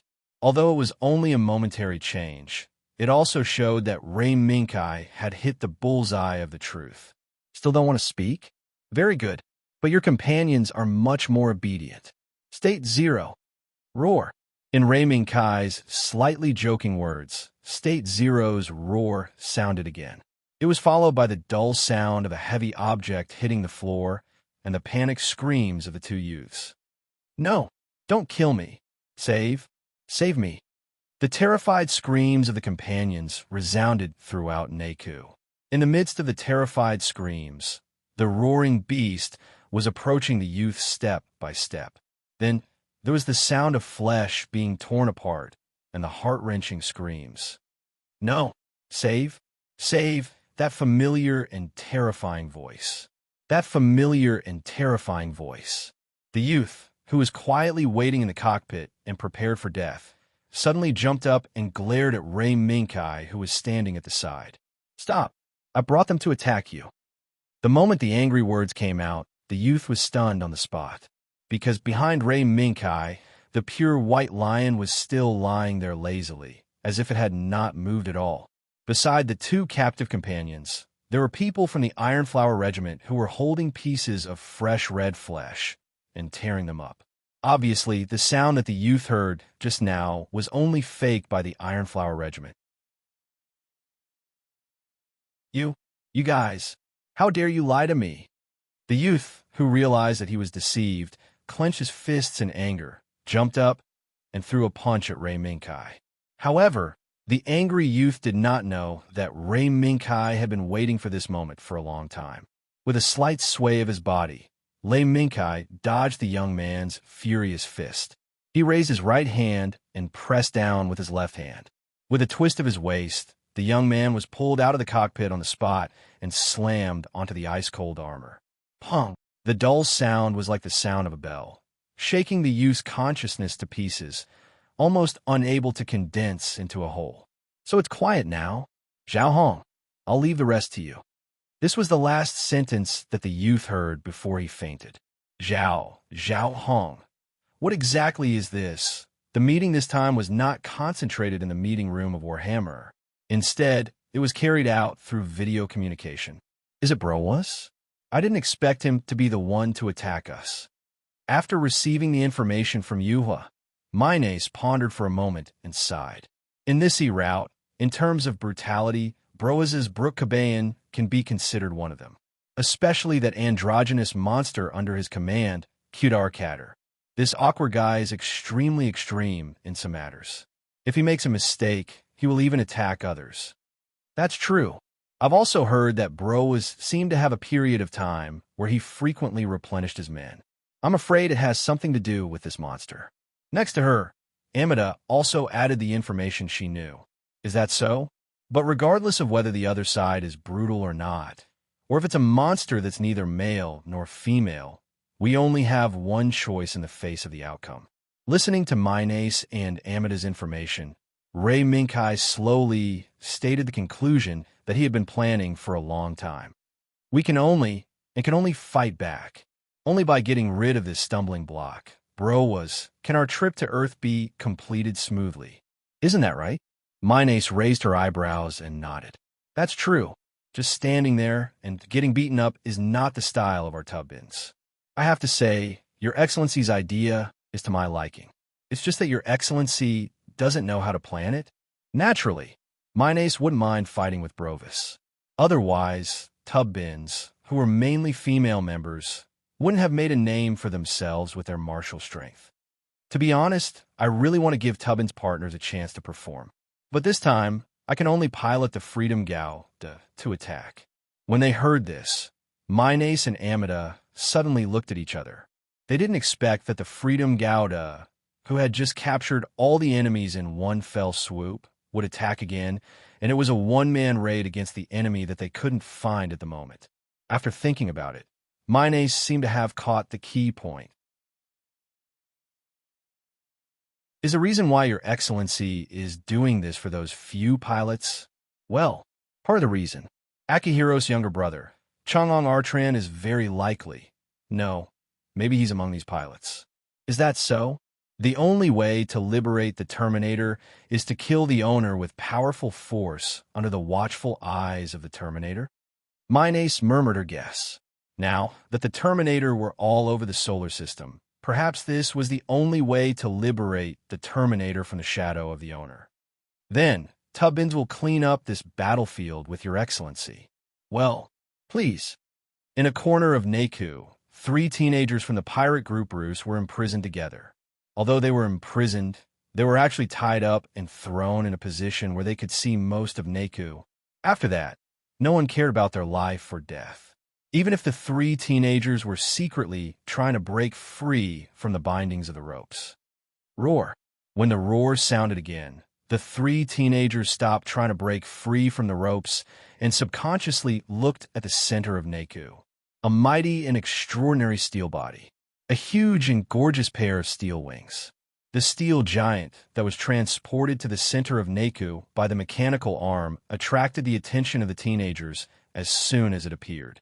That's the body that defeated us in an instant. The sharp-eyed teenager immediately recognized that it was the Freedom Gao, that defeated them in an instant.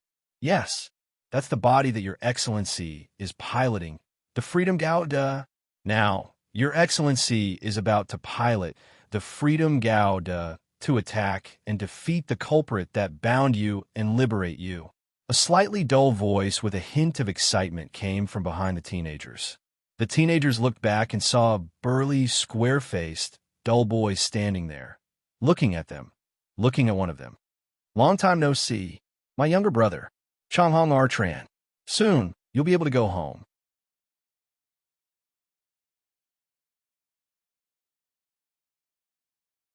Chapter 696. In the universe filled with countless wreckage left behind from the sacrificial war era, a small fleet composed of 2 assault-armored ships and a transport ship was slowly moving along the undulating cracks in the wreckage. The distribution of these cracks was uneven, as if something was tearing the wreckage apart, causing the wreckage that had drifted in this universe for hundreds of years to be unable to escape. However, the people who were in it could always find the reason for such a strange scene in the extremely awkward and abnormal wreckage. A HAP furnace. In the sacrificial war era, this was the power device that allowed humans who suffered from the AI rebellion to obtain the last trace of resistance. Even in that earth-shattering war, the MS body that lost its ability to drive itself was still firmly operating. Just like during the war, it continued to output the power it possessed and continued the terrible war. Brooke Cabayan. From his appearance, he looked exactly like no, it should be said that he looked very similar to the image of a certain man in Lei Mingkai's childhood memories. At this moment, the man was secretly clenching his fist. What should I do? What should I do? Earlier, a certain man took the initiative to contact the Browas pirates led by Brooke Cabayan in the name of Lars Horn. From the content of the commission, it was no different from their notorious pirate group in the past. Coupled with the addition of Lars Horn's name, Brooke agreed to the commission without hesitation. But in the end, the first man Rhodey MS team that was sent out was actually all silent in the blink of an eye. Whether it was the correspondent or the safety device that Brooke had already prepared, they were all unable to contact the man Rhodey team that was sent out to wait for an opportunity to snatch the personnel and then coerce the Ironflower Regiment to hand over Godelia. After many attempts, Brooke had to face the fact that Man Rhodey's team had been completely destroyed. How was it possible? Even if it's Tabins or even Daiwa's standing behind him, they can't have the strength to destroy Man Rhodey's team in an instant.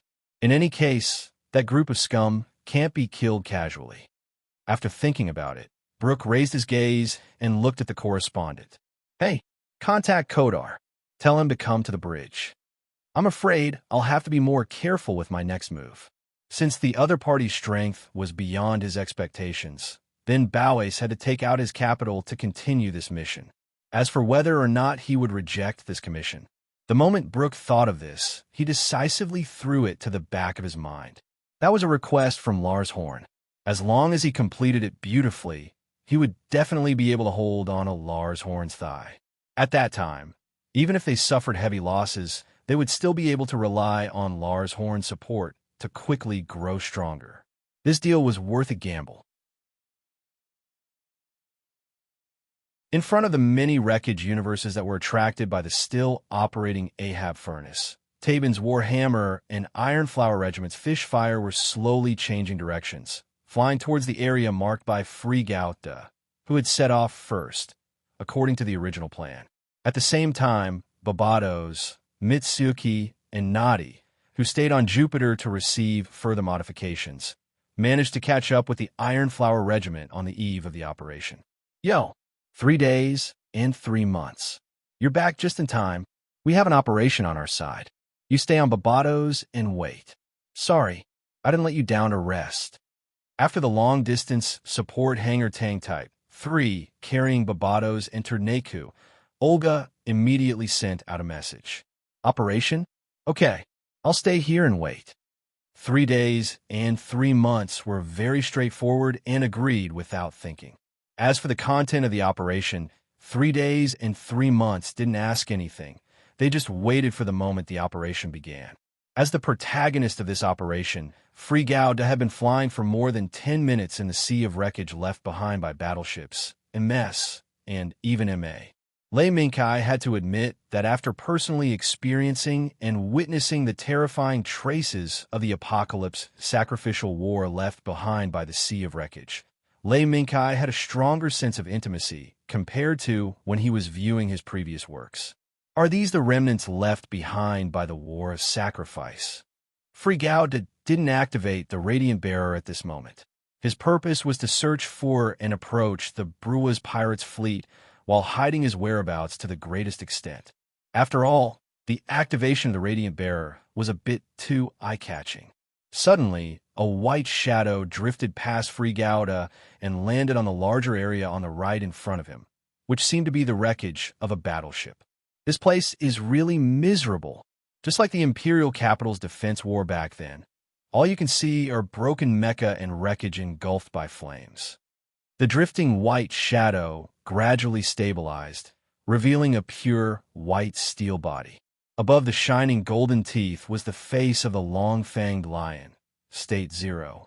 At this moment, State Zero, who quietly followed Gaoda's attack, finally returned to his original body in this dead sea that no one would notice.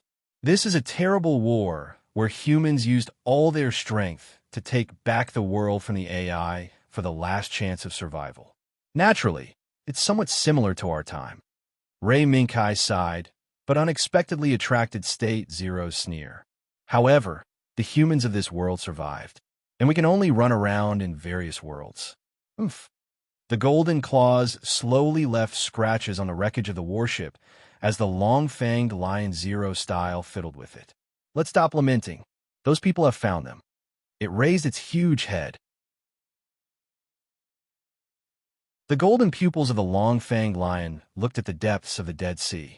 This was one of the reasons why State Zero quietly followed Gao out. Compared to the radar carried by Gao himself, as a metal life form, the long-fanged lion's sense of smell was more sensitive in this wreckage-filled Dead Sea. In just a few minutes, the long-fanged lion detected the abnormality in the depths of the wreckage. It was very different from the cold and dead wreckage. In other words, there was a high possibility that the Bloa's pirates were located there. The long-fanged lion turned around and looked at Gao. Its long and narrow pupils revealed a glimmer of light. If you can see a tortoise-like body, then it will be your target. A tortoise? State Zero pondered for a moment and suddenly understood Lei Minkai's meaning. Is it? It just so happens that I'm good at peeling off tortoises' shells.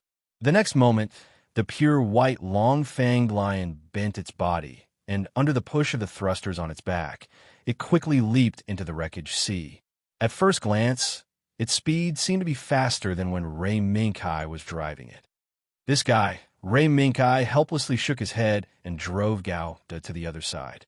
Next, it was Gaoda's turn to attract the enemy's attention. Beep, beep, beep. Not long after, the Bloa's pirates captured the whereabouts of Gao boss.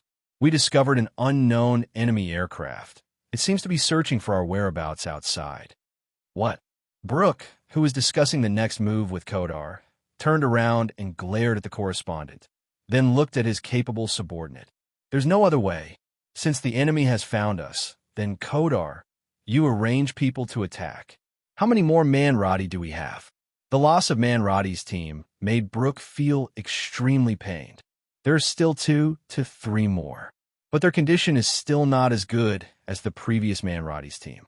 As the commander of Bloaz's MS pilot, Kodar was very clear about the situation of the body. There's no other way. Let's attack. Now is not the time to care about those things. Brooke clenched his teeth and made a decision on the spot. He understood that if he still hesitated because of the poor condition of the body, the Ironflower Regiment that was wandering outside would very likely attack. Even though Brooke had great confidence in the deathly silent ocean, he was still confident in it. As long as Bloaz firmly grasped the throat of the waterway in the Dead Sea, the Ironflower Regiment would inevitably find it difficult to break through the defense of Manrati's team and directly attack their warship. Beep, beep, beep. As a few light spots flew out from the warship belonging to the Bloa's pirates, the Gao that was wandering outside also received the warning from the Tusk Lion Zero. Sure enough, they're moving. Then let's begin. With a flap of its steel wings, the free Gao somersaulted and disappeared behind the wreckage that was about 100 meters wide.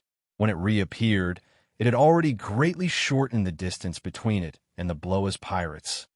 Kodar, that enemy aircraft is heading towards you. Brooke, who noticed the movement of the free Gao, immediately warned Kodar, who was leading Man Roddy's team, to attack. What? First it was surprise, then it was excitement. The expression on Kodar's extremely non-mainstream face was extremely distorted. He did not expect that a single aircraft would dare to attack them. It was the first time Kodar saw such an arrogant enemy. Hey, you guys, keep up. As long as you can complete Lars Horn's request, then these few Man Roddies will be yours. In order to complete Lars Horn's request, Brooke also put in a lot of effort. Of course, as for whether or not he would honor it, that would be a matter of time. For now, this set of incentives was indeed somewhat useful. Under this incentive, the absolute seller pilots who replaced Chong Hong and the others to attack did indeed raise their spirits, and neatly followed behind the Gauda Gusion that Kodar was piloting.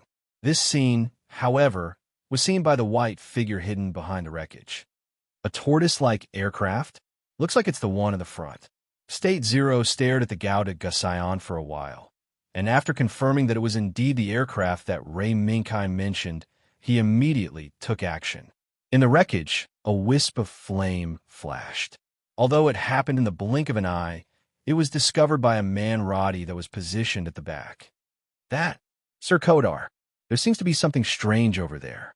Gingerly, the peerless robot master sent out a message. What? Don't be mistaken. Your Man Roddy's electronic eyes have some small problems. If it wasn't for that, you wouldn't have the chance to sit here. After Kodar scolded, he still took a look at the area that seemed to have something strange, and based on the idea that there was nothing wrong with being careful. In the end, he did not find anything. Keep your spirits up. Kodar frowned and scolded. Suddenly, a white figure rushed out from behind the wreckage in front of the team and violently knocked Gao, the Gusion, out of the team. Boom! In an instant, Kodar lost control of the situation, and only his body that was struggling to hold on under the violent impact, and his consciousness that was like a small boat struggling to hold on in the middle of a raging wave.